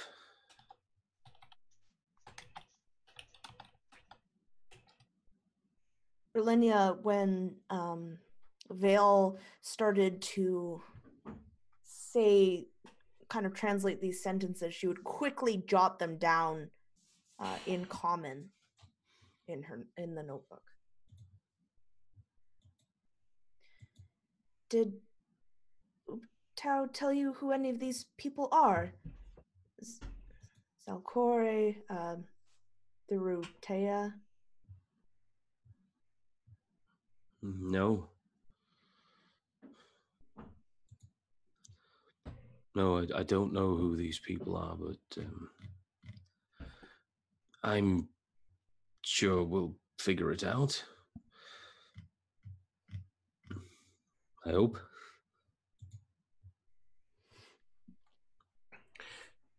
So, in addition to the faces, in the words, you did also notice that the only way out and up is to either go over the 5-foot wall or go through these tunnels that lead to a terrace, either to the left or to the right.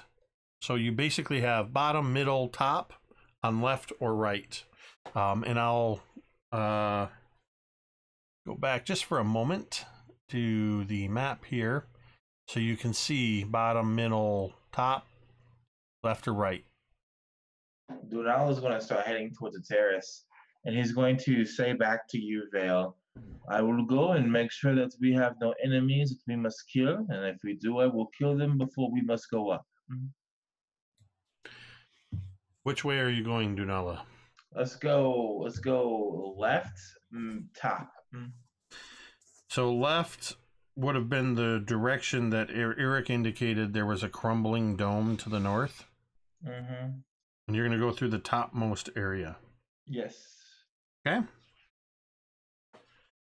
So this one also has a partially caved in tunnel.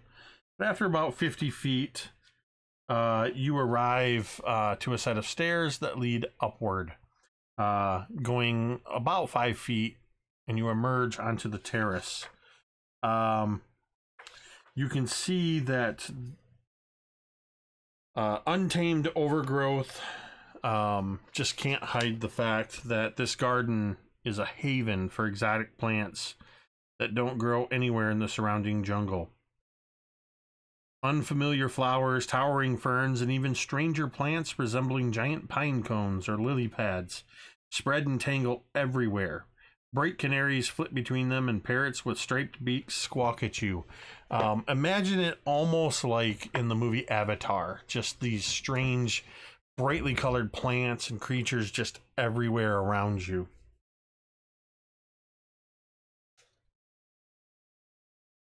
Dunala will shout back over the edge of the terrace. It is safe up here. There are a lot of strange plants, a lot of strange birds, but I believe they are all your audience, progeny, servants, Vale, whatever you want to call him. All right. Progeny? Nothing quite like having a plant as a servant, is there? Well, I'm not a big fan of servants, to be honest with you, Brill. I like to think of them as new friends. Matter of fact, we can go up, go see if we can talk to one of them birds. Probably a bit more intelligent conversation than... and I'll just go back and look at Eric for a moment and just kind of keep walking. Can you talk to birds? She would look very earnestly at Eric. Oh, yeah. Can you talk to monkeys? Sure, but they cannot talk back to you.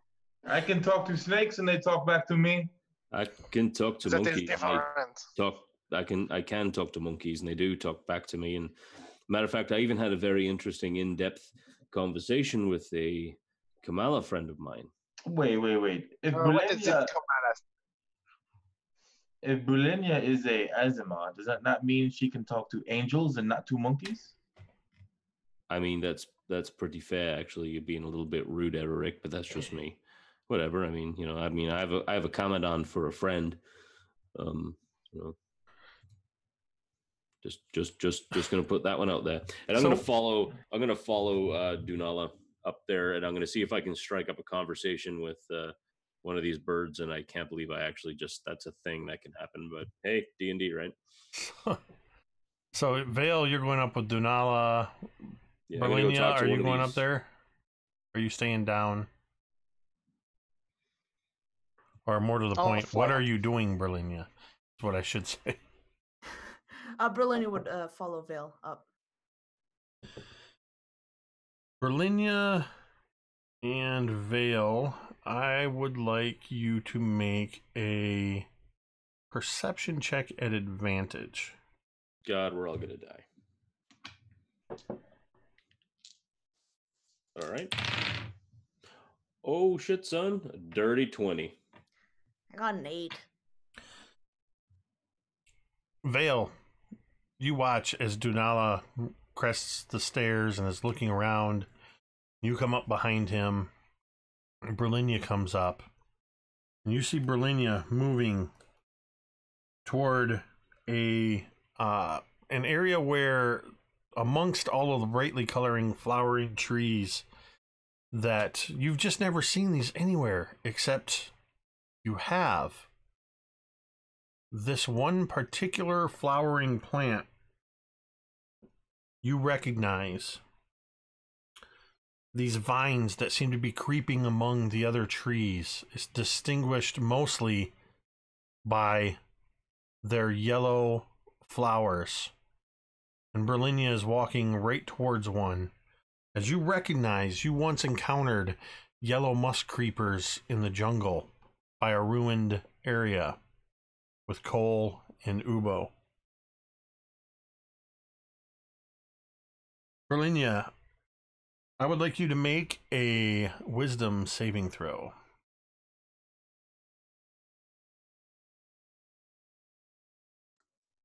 Nope. Well, maybe nope. That's a 10. Yeah, that's a note. Yeah. Vale, with that perception check, you also notice that Berlinia is standing stock still, staring at one of these yellow flowers. Let me double check this. I don't think this is the case, but as an Asimar, you don't have anything against being charmed, do you, Berlinia? No, just like radiant damage. No, you are charmed, and you cannot do anything. You are just completely enamored, staring at this thing. Dunala and Eric, give me perception checks. Just straight up perception checks. It's gonna be a With my 15. bird eye. 15, boss man. 24. Double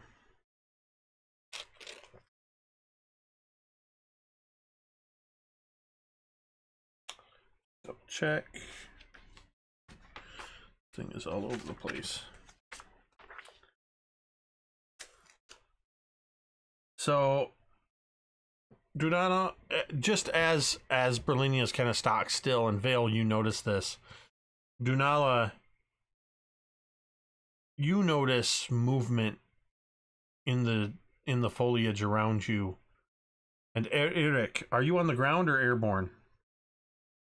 Airborne. Roll one more time because you'd be at disadvantage because of the thick foliage. So that'll be 8 less total. That'll be a 16 then. Still enough. You notice something moving amongst the foliage.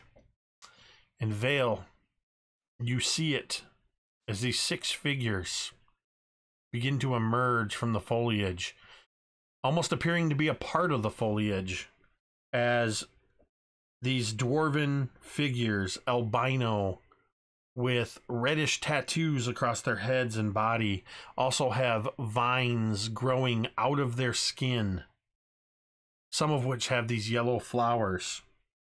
And I would like you all to roll for initiative as you have just stumbled into some yellow musk zombie dwarfs. Yellow musk zombie albino dwarves is what you've stumbled into. So let's go ahead and roll initiative. That is really goddamn specific. Yeah. I mean, you don't get much more specific than that. Yeah. But, oh well. So once again, with my +8 to initiative, with my sick observer feat, I have an 11. All right. I'm so sad. 1 second, and I will come to the rest of you. So that's... Okay, Vale. I got a 14. Dunala has an 11. Berlinia. 12. Eric. 6. And what's your dexterity, Eric? +4. Okay. I would like to know, Vale, I should have clarified this. Is Moyo manifested and with you? I didn't ask, so you can make a decision whether or not you would have had Moyo with you still. No, I would if I hadn't said it, I don't think it would be fair to like say, oh yeah, he was with Because me we the whole did. time. It's been a few days, and we kind of lost track. For those that don't know, Moyo is Vale's celestial companion. That's a Commodon, which is a leopard with 6 snakes coming off of its shoulders in a celestial form. So Yeah, no Moyo at this point. Unless no, I would actually say no. And since I rolled force, I didn't roll summon steed for a spell this session. So okay. All right, I just wanted to establish that because I forgot to establish it earlier. So here is your batting order. The yellow musk creeper is actually going to go first, followed by Vale second, Berlinia third, Dunala fourth, Eric fifth, and the zombies are going to go 6. Berlinia, you are entranced by the beauty of this yellow flower. You've seen it before, and that's perhaps what draw you to look at this thing. And you just find yourself, as you smell this sort of peculiar aroma as it fills your nostrils, all you can think about is the beauty of this flower. You get sort of tunnel vision for it. Does a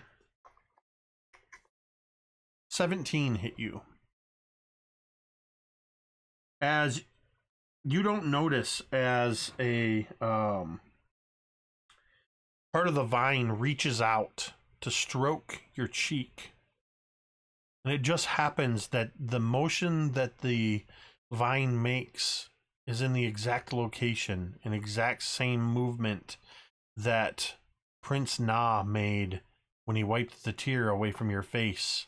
And in that moment, you see flashes of your time at the weeping friars.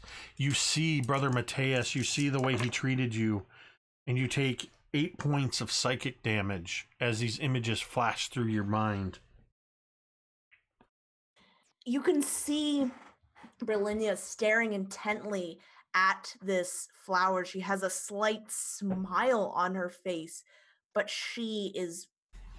tears are just streaming down her face with this smile and her gaze not leaving this flower.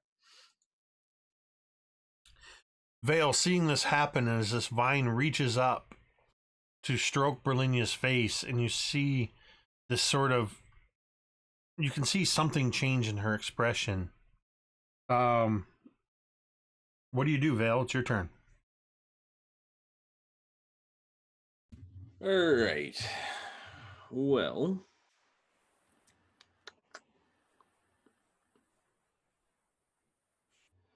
I'm gonna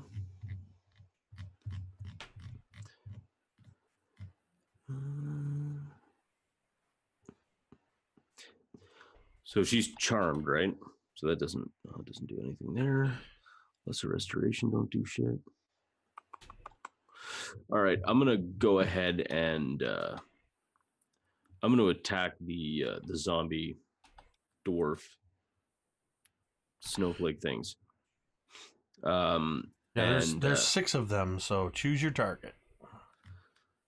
6 fireball. I will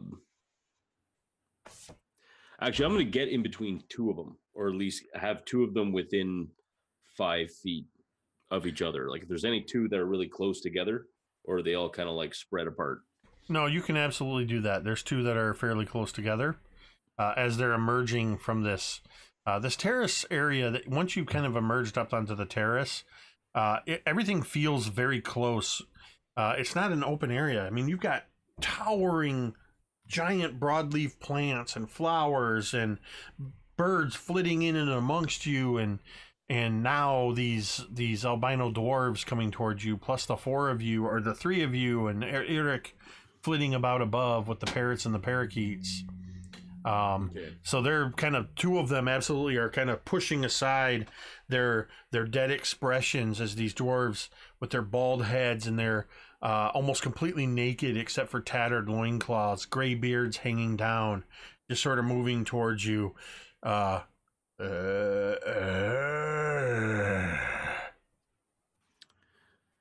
fair enough. All right. I will go and in between two of them, I'm going to cast a spell. I'm going to cast Moonbeam. Okay. And they will need to make, I believe it's dexterity saving throws. Huh. I keep forgetting that my PHB is disintegrating. So that's unfortunate. Take it to a FedEx, Kinko's, or a Staples or something and have them spiral bound it. You know what? I thought about it, but at the same time, I don't know. Oh, sorry. No, it's a con saving throw, not dex. I don't know why I keep thinking it's dex. I don't know where mine went, or I'd show it to you. All right, con saving throw. They've each made a con saving throw of 10 and 7. All right. Well, unfortunately, the spell save DC is 13, so you both fail. So, whoops. And they will both be taking 15 points of radiant damage. Even in the broad daylight, this moonbeam, I imagine, just kind of just shoots up from the through the foliage, and they're just turned to silhouettes.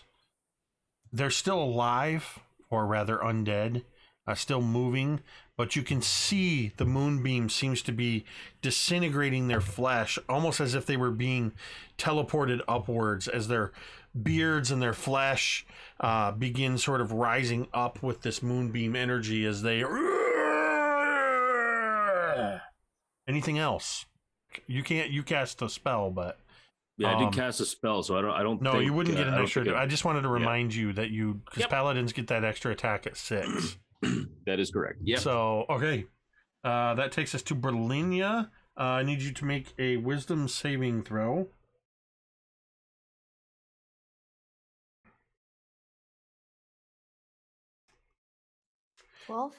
As a reminder, you do have 3 domain devils, but you do not need one this time. Yay! How does Berlinia shake free of the hold of this yellow musk creeper plant with these visions that have been shooting through you? I imagine that she is in her temple. She's walking through the corridor. Everything is calm and peaceful as she walks. And she looks through the door to that fateful eve when she saw Brother Matthias torturing a life before that person died. And she looks, and instead of seeing that person's face, she sees Vale there.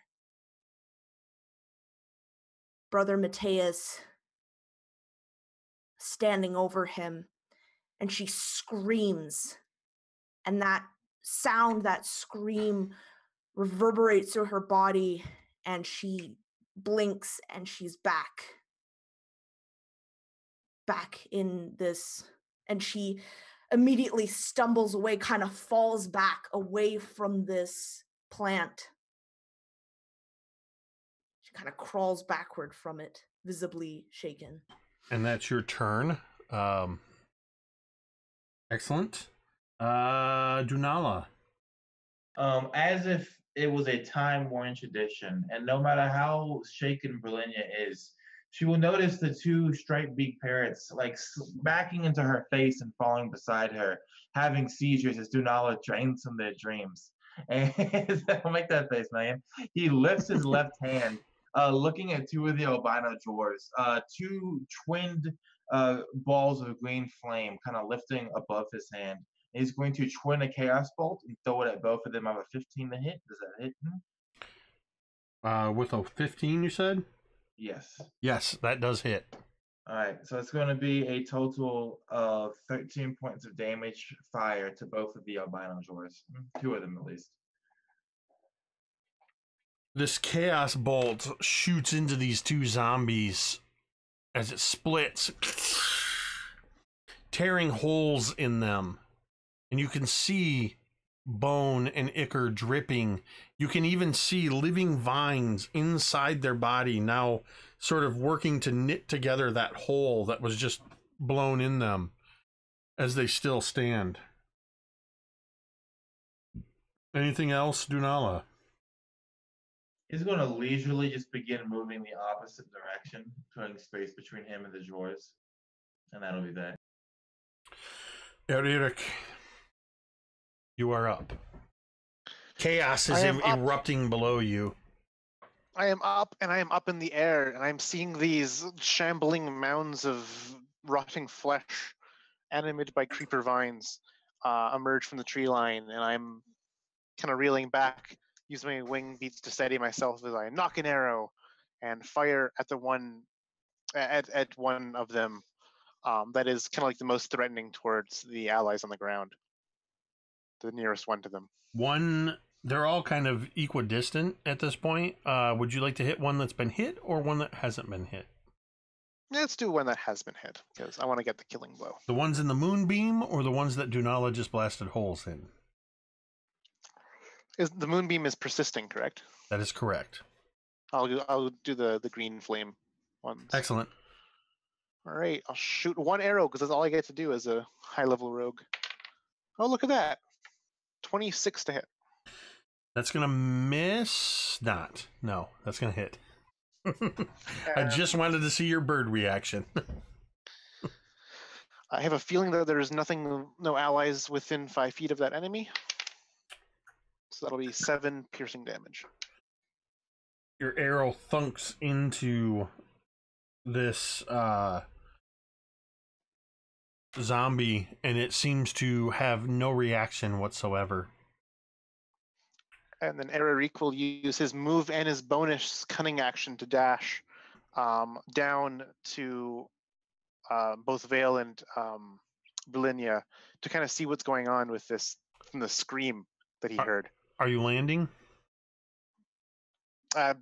Within inches of the ground. Hovering, Okay. I guess. But yeah. Okay. Good to know. All around you, the zombies, every one of them still active, begin moving. The two caught in the moonbeam are moving towards you, Vale. As they suddenly lurch towards you. A 21 and a 22 to hit. Oh, yeah. I mean, yeah. As they basically throw themselves out of the moonbeam towards you. You will take a total from these two as they sort of slam into you from either side. You will take a total of 10 bludgeoning damage.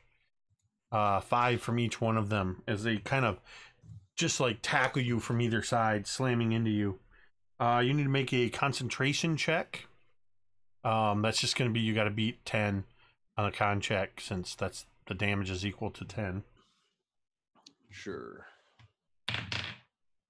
Yeah, and I rolled a 13 on the die. So you're able to maintain the moonbeam.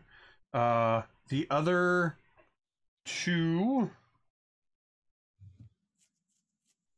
are going to move towards Dunala, who fired at them. Dunala. Dirty 20 hit you. Unfortunately.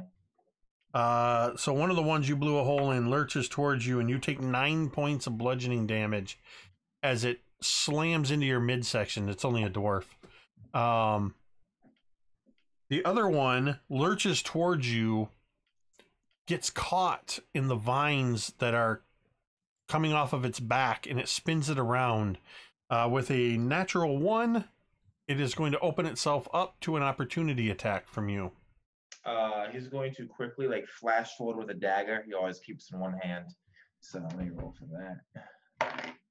All right, that's going to be a 13, 16, 19 to hit. It hits. That's going to be for 4 points of damage.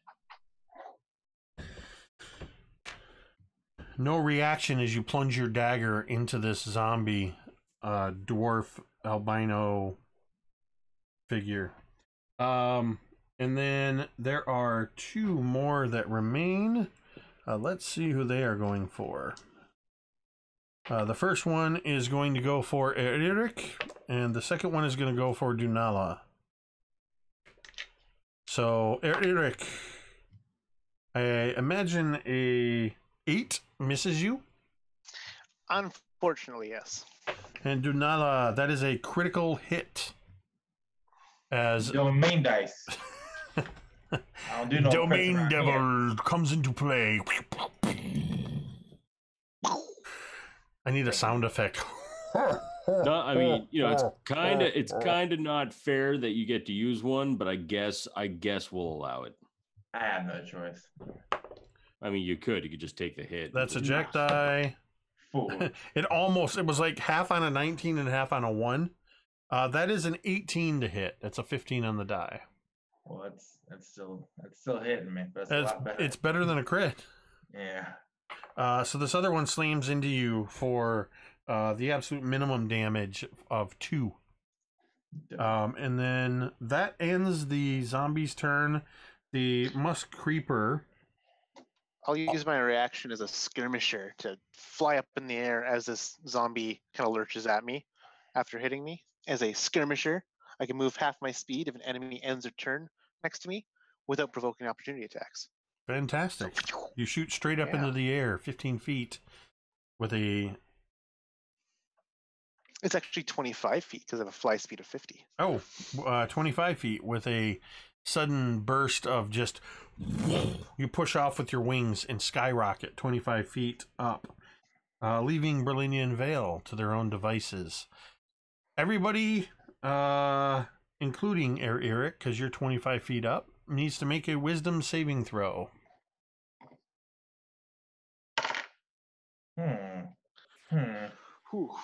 21. 10. Fail. What the fuck did you say to me? You heard me. Vale and Berlinia, how'd you do? That would be a 6 for me. That's a fail. Oh, sorry, a 9. Still a fail. Yeah, that's fine. I got a 10. And a fail. Eric, as you shoot up into the air, you watch as Vale... Oh, yeah, that's right, I forgot. Oh, wait. If you're next to me, you get a bonus because I am level 7. For saving throws. Is that for saving throws? Yeah, it's for saving throws. Oh, it's for saving throws. No, it's not. Excuse me. 6th level saving throws. Your 7th level is resistance to magic. Oh yeah, that's what it is. Yeah, the aura of protection. You get a +3 bonus to saving throws, and the aura of warding. You get 10 resistance to damage from spells. That's what it is. Okay, so Vale, Berlinia, and Dunala, adding 3 to what you rolled for your saves. What do you have now? Now I have a 12. 13. Also 13. All of you feel the power of the yellow musk creeper trying to trance you. Vale, you actually are immune to being charmed anyway, aren't you? Or do you just have advantage against I that? have advantage, actually, against being charmed. So remember that.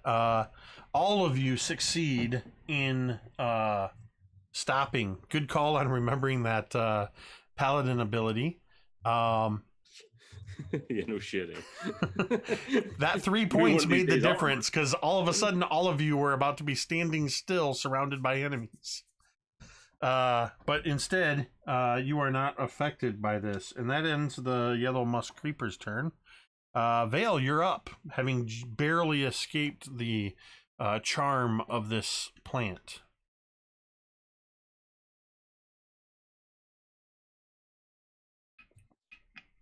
Well, I'm gonna drop Moonbeam, and I'm gonna go right in there and attack the like two of the zombies. The two that you moonbeamed, one of them is actually engaged with you. Actually, they're both engaged with you. Remember, they both slammed into you. Oh, that's right. So, yep, I'll just go ahead and attack both of them. Excellent. One after the other. So the first one is an at 20. Excellent. I would like to use a domain die. Oh wait, I can't. That's right. And then the second one is going to be a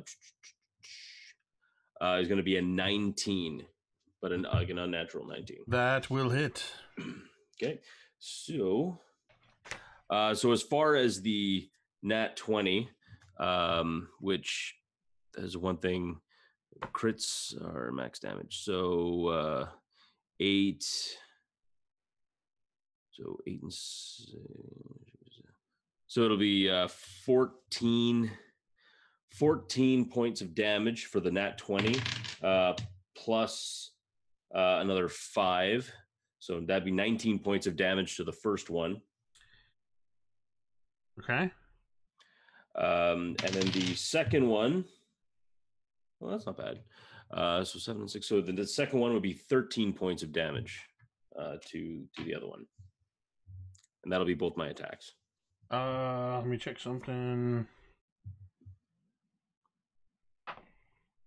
Whoa, hold on. So you did 19 points of damage to the first one, right? Yep.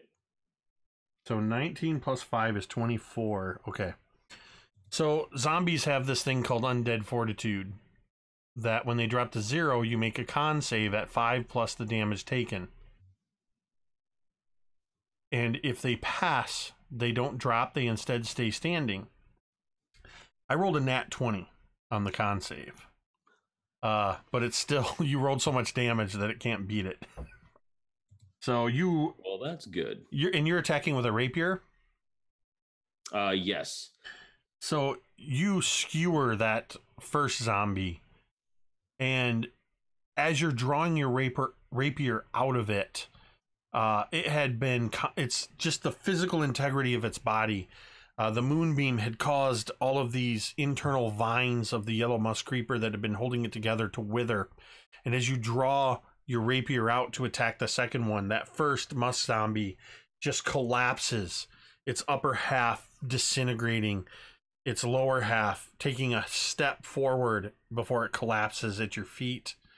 But you're already in motion as you stab through that second zombie albino dwarf, thrusting your blade to the hilt and drawing it out. Ichor and vines spilling outward, a sort of white, almost like the milkweed of plants seeping out. It looks down at its wound and looks back up at you, still standing.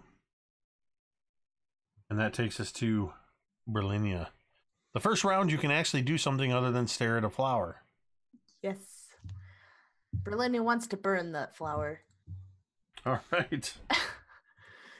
So she looks at it with no longer this enchantment, but she just wants to get rid of it and everything it brought her, all the pain. So she is going to cast flaming sphere on it. Okay. Which does... It has to make a dexterity saving throw. Excellent. I'm going to make a dexterity saving throw for a plant. Yeah.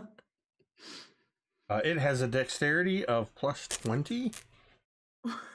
Just kidding.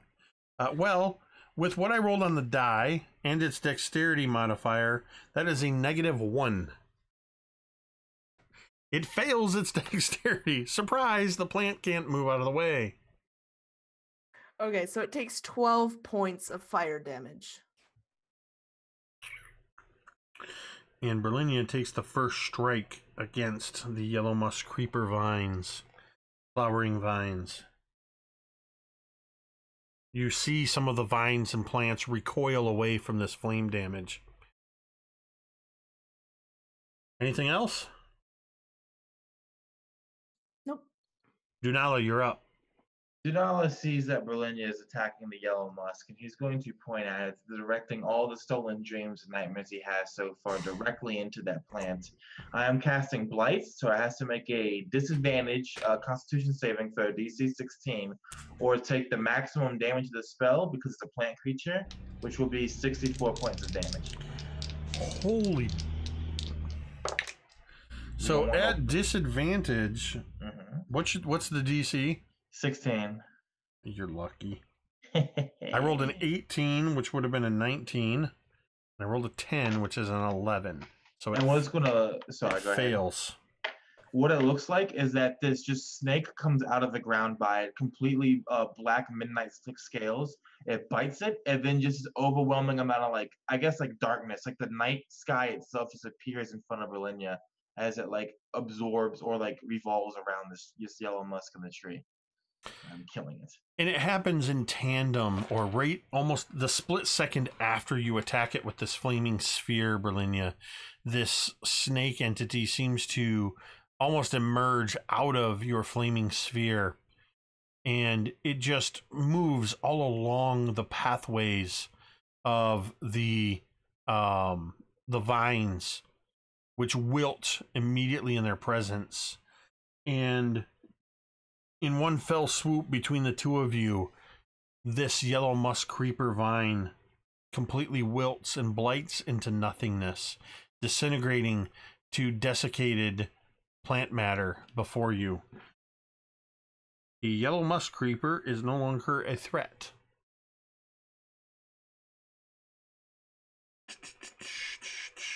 And unless you have anything else, Dunala, it will be Eric's turn. Nope, that ends his turn. At Eric, there are still 5 of these zombies all around. Does the burning and blighting of this plant cause any kind of ripple effect amongst the zombies? It does not. Oh no. Yeah, he's up in the air. He's gonna knock another arrow and fire it at one of the zombies that's in melee with a veil, I believe. Okay. Yeah, cool. Hiya, arrow time. That would be a 11 plus 18 to hit. That hits. I expected it would. All right. 4, 8, 11, 20 points of piercing damage. Assuming the sneak attack works on undead creatures. I think it does. Yes.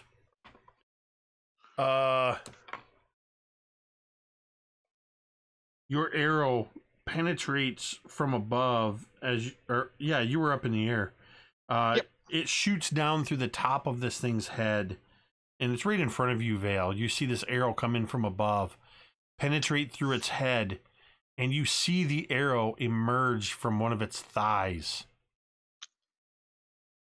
as it suddenly collapses in front of you, dead. Eric would continue flying further beyond and almost above the tree line and kind of see if there's more of these things coming or if this is the only wave of them. Give me an investigation check. That'll be a 10 total. You cannot see any additional movement through the trees. He'll keep this position at this flank, however. That then takes us to the remaining 4 zombies.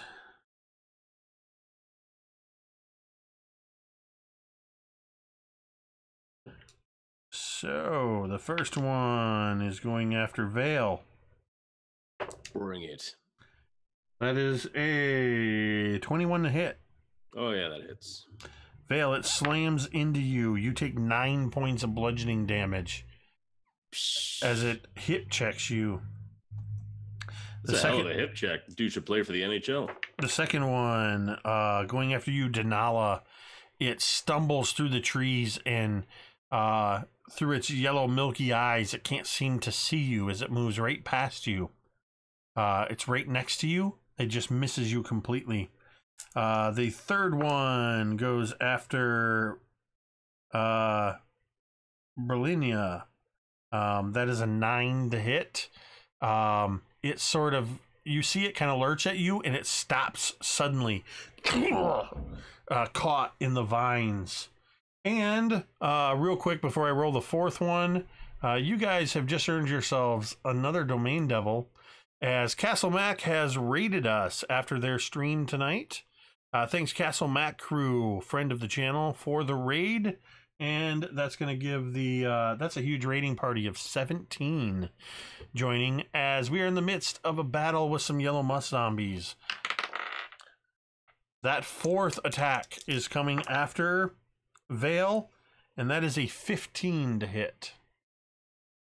That does not hit. This one slams into you, but it doesn't so much slam into you as it just sort of falls into your embrace.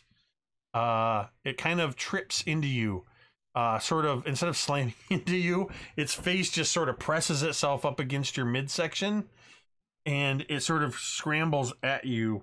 And we are back at the top of the order. Since the yellow musk is gone, Vale, you've got a couple of these zombies on you, and one of them is basically hugging you. Do I need to break do I need to break a grapple with it? Is it actually grappling? No, it's not actually grappling you. It's more leaning against you. Fair enough. Then I will, I'll push it. But as I push it, I'm going to put my rapier kind of behind it. And I'm going to push its neck through my rapier. See if I can decapitate it. What? All right, Porky Pig, make a roll. There you go. All right, and well, not surprisingly, that's a 26 to hit. All right, roll that damage.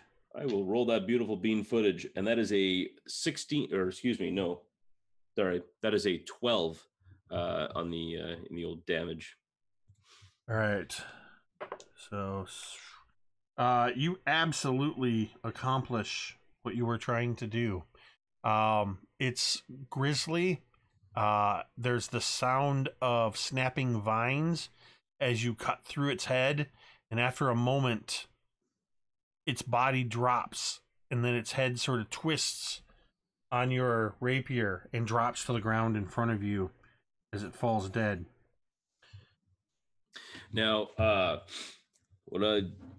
I within range to either assist Dunala or Berlinia? You still have a second zombie that you were engaged with? Oh yeah, he's not dead.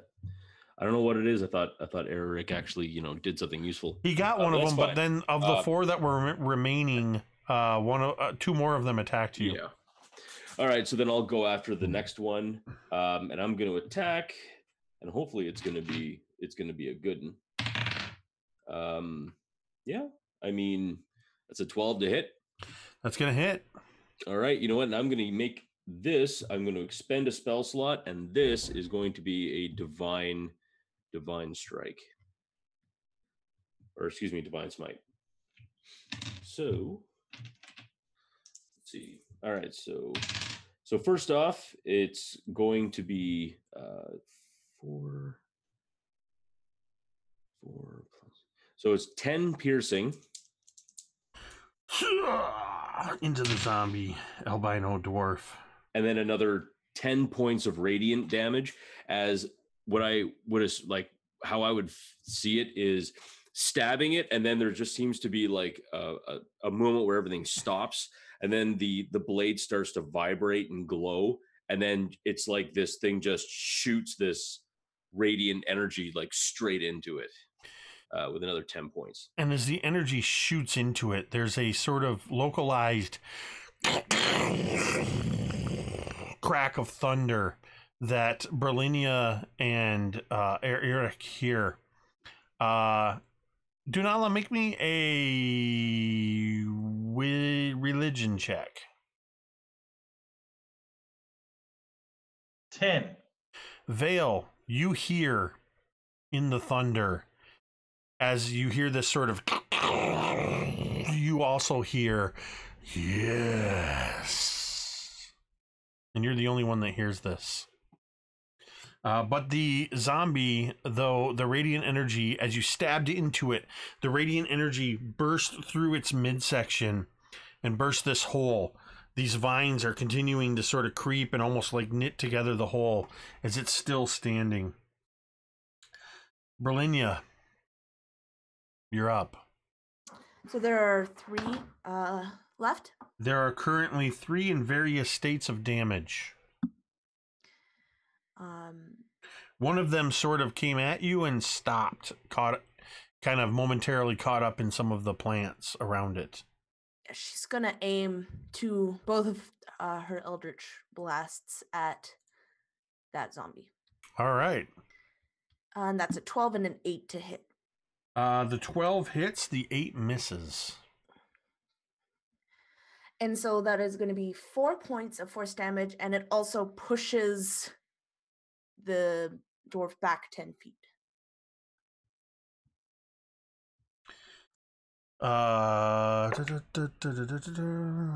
It manages to, it's sort of being a dwarf, it kind of, as it gets hit, it goes down almost into a 3-point stance as the energy pushes it backwards, and it sort of anime style slides backwards into the foliage around it, and it just sort of looks up at you. Is that your turn? Dunala, 3 of these zombies remain. Does a 16 hit? It does. All right, so he's twinning another Chaos Bolt and casting it at 3rd level. He points his finger towards the heavens, and then you would see around him a bunch of flower cups basically close in on themselves as he pulls out the Nightmares of Winter, and then 2 Chaos Bolts of cold damage are going to hit 2 of the dwarves, 1 in front of him, and then 1 in front of Vale, doing 20 points of damage each. There's no point in even... What? What? What does it look like as you destroy these 2 zombies?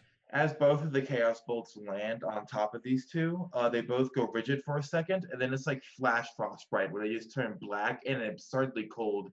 Even the air around them is cold, and then they begin to slowly disintegrate into diamond dust in the middle of this meadow.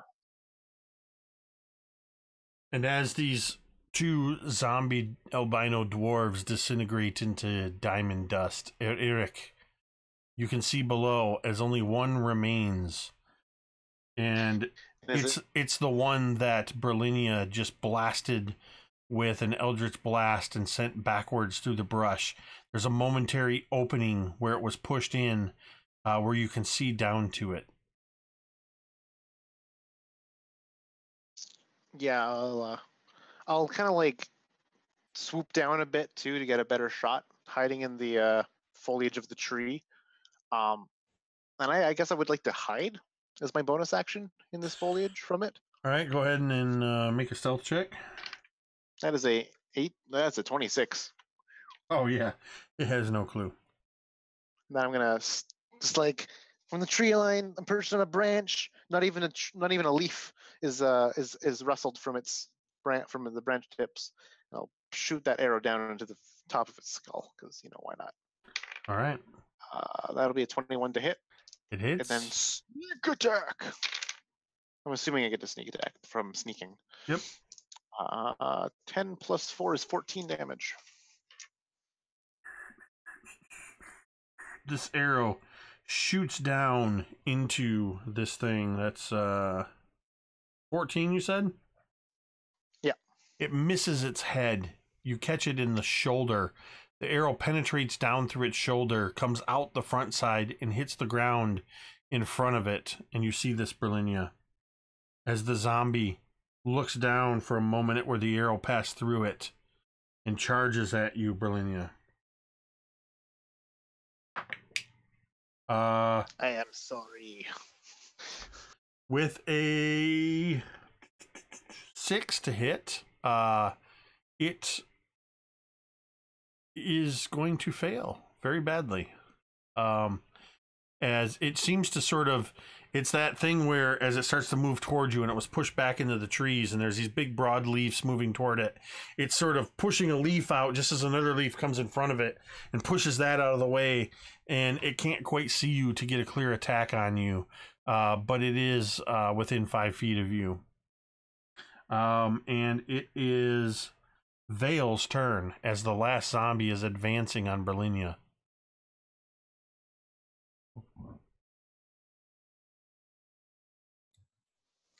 Okay.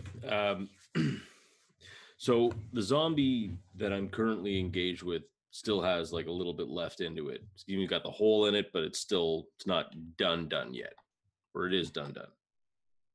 Say again? The zombie that I had like blasted a hole in through, it's not dead yet. Like it's still, or, you know, it's not down yet. It's still. Oh, it's down. Dunala it finished it off.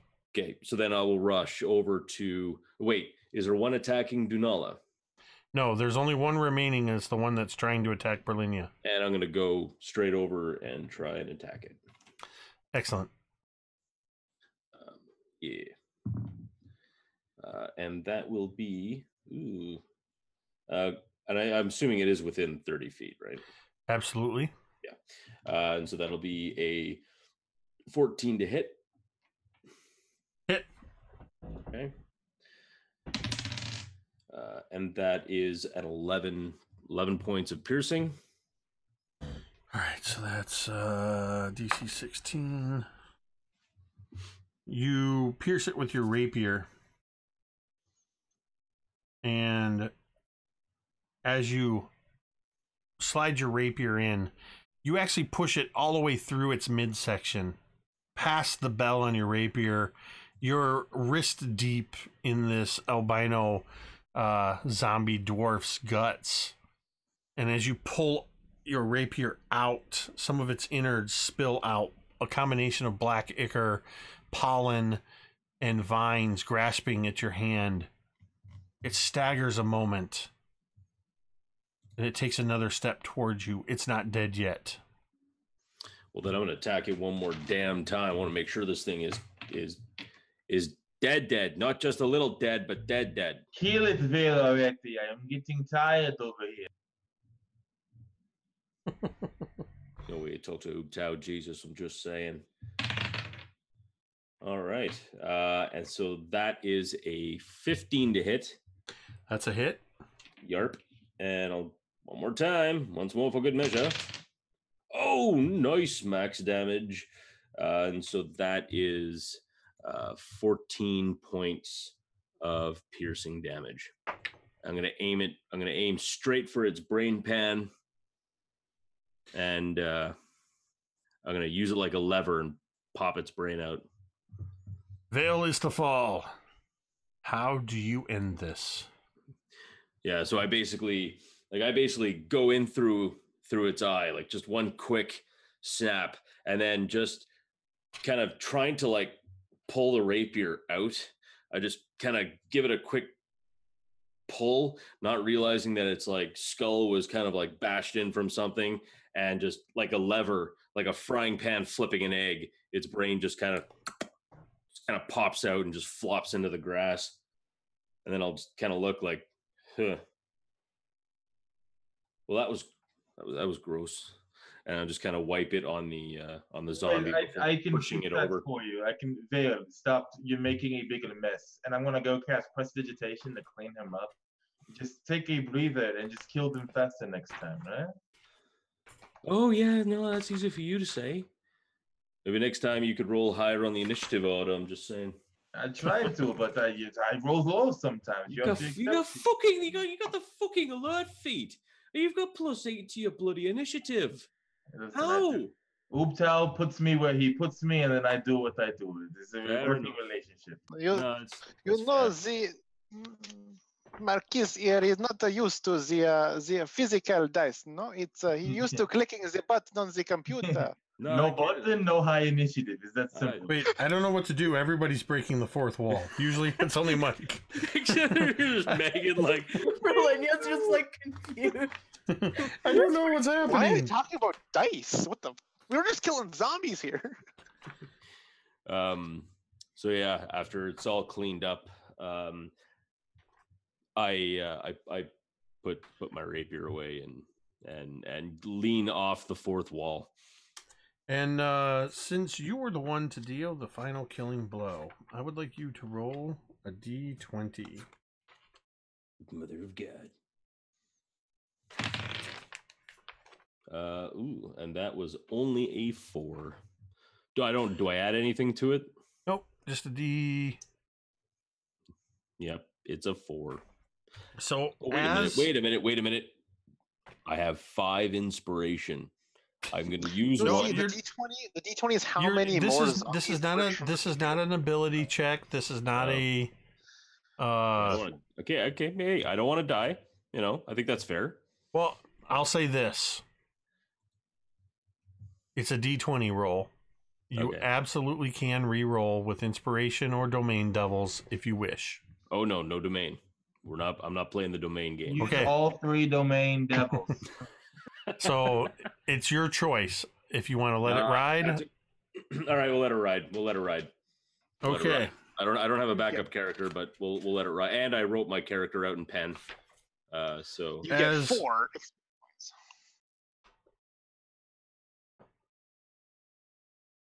Watch 4 Tarrasques suddenly show up. No. Ha!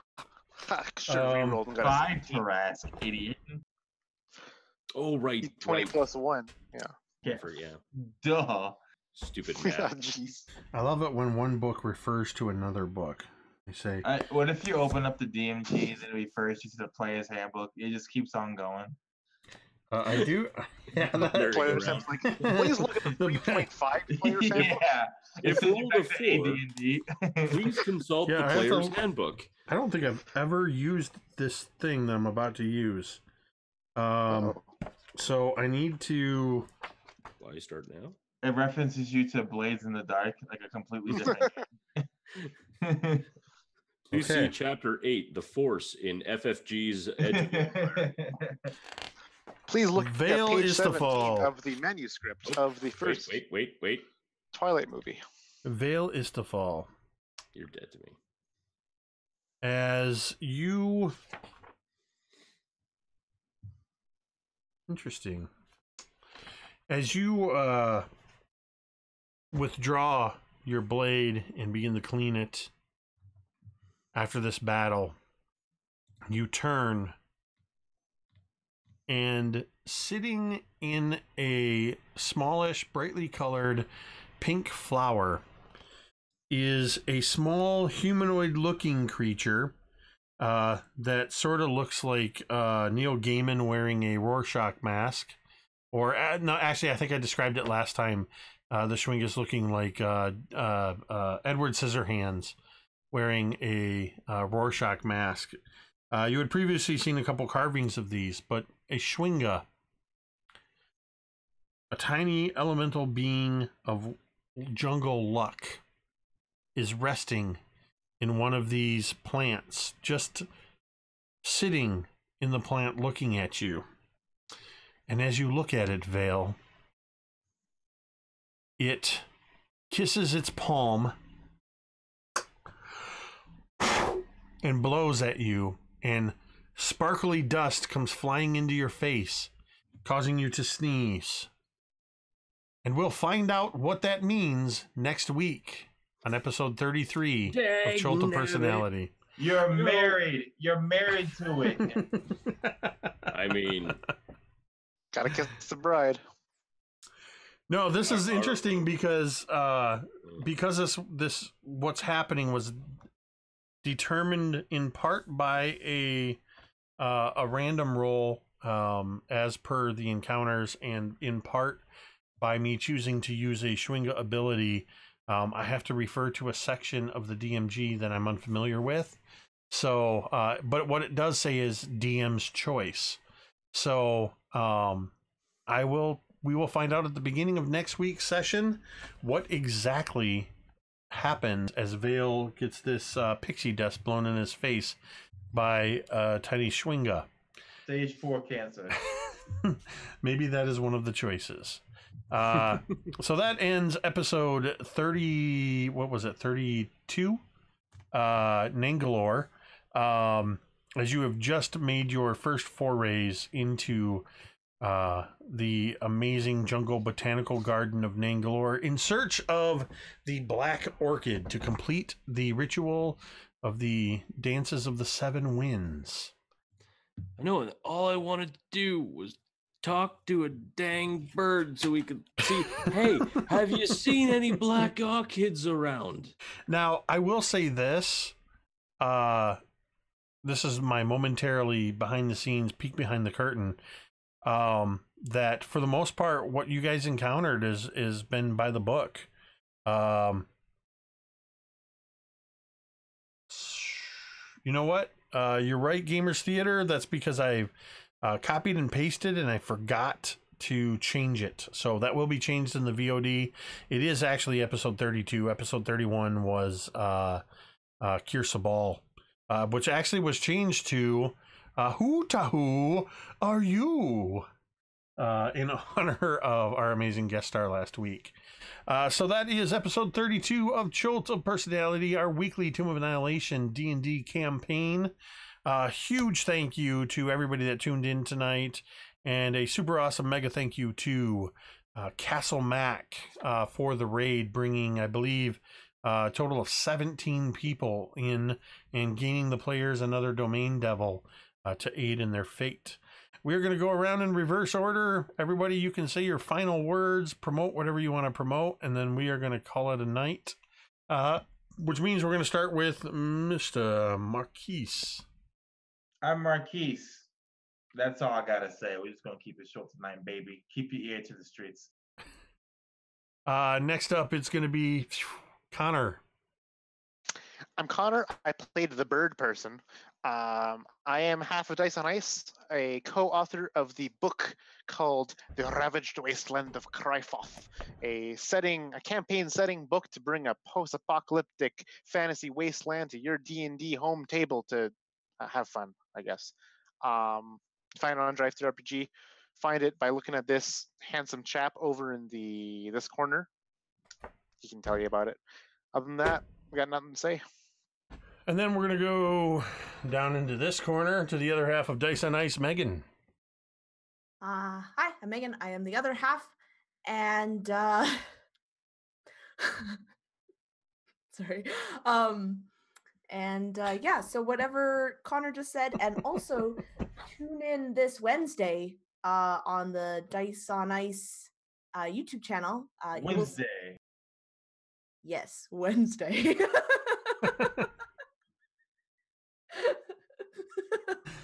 Where you will see Jake and a bunch of other really awesome DMs and players, and we're doing something a bit different. So, yay! Yeah, Different. I will actually Wednesday. I will be DMing the game on Wednesday over on Dice on Ice. Dice on Ice. The really cool thing about it is that I believe we decided on a monthly game, Megan. Yes. And what's going to happen is each month, through clever storytelling mechanics, the DM is going to change each month with each game, and it is a mini series of 5 games with different DMs each time. And I believe it was actually through a random roll of the dice, it was determined that I would DM the first session, which I was reminded of today that I'm DMing a game on Wednesday. So, no, it's going to be pretty cool. It's a very exciting group. So tune in on Wednesday to that. And then Mike, on your way out, you can tell us what we should be tuning in for tomorrow. Shit, I don't know. Or Wednesday. Is there something tomorrow? I sure hope so. Is there? I have work tomorrow. What is it like? Is that like? Oh, wasn't that Pathfinder thing? It's a Monday tomorrow, isn't it? Shut up with your Pathfinder. Yeah, it's tomorrow. Yeah, tune in tomorrow for All That Glitters, a D&D Waterdeep Dragon Heist game. These hip cats have just gotten into the second chapter, because I'm not going to spoil anything for the awesomeness of this campaign book. But now that they've got into that stage, now everything is open for them. They can do whatever they want, and I will give them the absolutely horrendous consequences of their ambitions. And there will be many, many consequences. And that'll be on Monday. And on Wednesday, I guess there's some stuff on the Dice and Ice channel, but it's probably not very good unless Jake's involved, in which case it will be very good. Wow. So Jake's involved, so it probably will be very good. So there you go. Yeah. All right. That's all. All That Glitters, a Waterdeep Dragon Heist campaign, takes place right here on Mini Terrain Domain on Mondays at 8:30 p.m. Eastern, with myself as a player, Megan, also with V from the Crafting Muse, and my friend Dwight, the big bearded nerd. We've just recently acquired ourselves a property, and we're starting to get into exploring. I absolutely love playing in an open world game that's set in a large city. It changes the dynamic so much, especially since we were given a writ of law that basically says if you do this stuff, you're screwed, which probably at least half of the things on that list I totally want to do.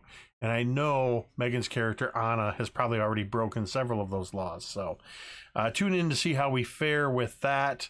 Tune in on Wednesday to the Dice on Ice channel for the, what is it called again? I forget the name of the game. All the Glitters? No, on Wednesday. The Last Guardians. The Last Guardians. Wednesday. Last Guardians. Wednesday. On Thursday is our Sunless Citadel time slot. We're down DM Scotty, so I'm still not 100% sure if we're gonna. We're probably gonna run a one shot with V, Jeremy, and Megan, and another player in that section. Yeah, hit the follows, the likes, the subscribes. Go to patreon.com Mini Terrain Domain and see how you can support the channel. As I'm already journey level patrons received their benefit, which was a PDF outline of the one-shot Hydra, the Monster Hunter Chronicles that I ran last week, Thursday. And there's other benefits there, so check that out. On the way out, because for some reason my channel ID, I don't know if it's working, I'm going to run a promo for Adventure Mixtape, which I wrote one of the adventures in this product that you can buy now, a Drive-Thru RPG. But before I head out, we are going to end the stream just like we end every stream, and you can say it with me if you want. Omitted. A Wednesday. Free me! Nope, for some reason the channel ID's not working.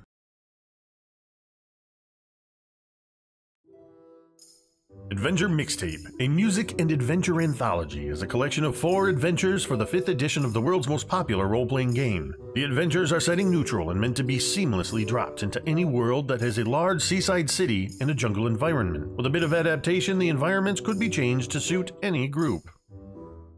In Treaty of the Tiger King by Kelsey Dion of the Arcane Library, a distant king arrives at the city to negotiate the peaceful end of a war, but the Mercenary Guild has other insidious plans for him. Will the players be able to thwart assassination attempts against King Rami and help him negotiate circles of social intrigue in order to finally end the war? In Madness of the Majestic Menagerie by Ken Brees of Burling's Beard, the famous Majestic Menagerie draws hordes of visitors to the metropolis and cultural hub known since time immemorial as Splendor by the Sea. But now the gates of the famous zoo have been shut, and the grand opening of the new section has been jeopardized by a spate of mysterious accidents and, it's whispered, grievous injuries due to uncontrollable creatures. Mr. Majestic seeks to hire investigators and troubleshooters who can keep a low profile to iron out any problems before the impending grand opening becomes a complete disaster. Do you have what it takes to uncover what's driving the madness that's befallen the Majestic Menagerie? In The Infernal Collection by Sharang Biswas, when an influential fashion designer is found dead days before a major fashion show, heroes are called in to solve the mystery, prevent any further destruction, and help the fashion house prepare for the show. Gorillas in Their Midst by Jacob W. Norman of Mini Terrain Domain is a pulp action adventure wrought with perilous challenges and high possibility of death. But what is adventure without danger? Of course, there is the lure of vast piles of unclaimed treasure and the accompanying fame that await those intrepid adventurers who would defy the odds and plunge into the heart of darkness. In this adventure, the characters will face raging river rapids, wicked waterfalls, poisonous plants, venomous vines, sinking sands, treacherous traps, and the vicious jungle demon itself, Awakane Gori. Grab your satchels, fedoras, and bullwhips. Adventure awaits. The Adventure Mixtape also comes with 4 original songs inspired by and written for the heroic adventures herein. This collection of music and story is something unique. We had no better word for it than mixtape. If you ever received a cassette, CD, or digital playlist curated to take you on a memorable journey, then you'll recognize what you find inside this volume. Also included in the Adventure Mixtape, courtesy of Kelsey Dion of the Arcane Library, are exclusive combat cards. Special cards that contain all of the items, monsters, and spellcasters found within these adventures to make running your adventure all the more easier. Adventure Mixtape, a music and adventure anthology, is available exclusively on DriveThruRPG.com.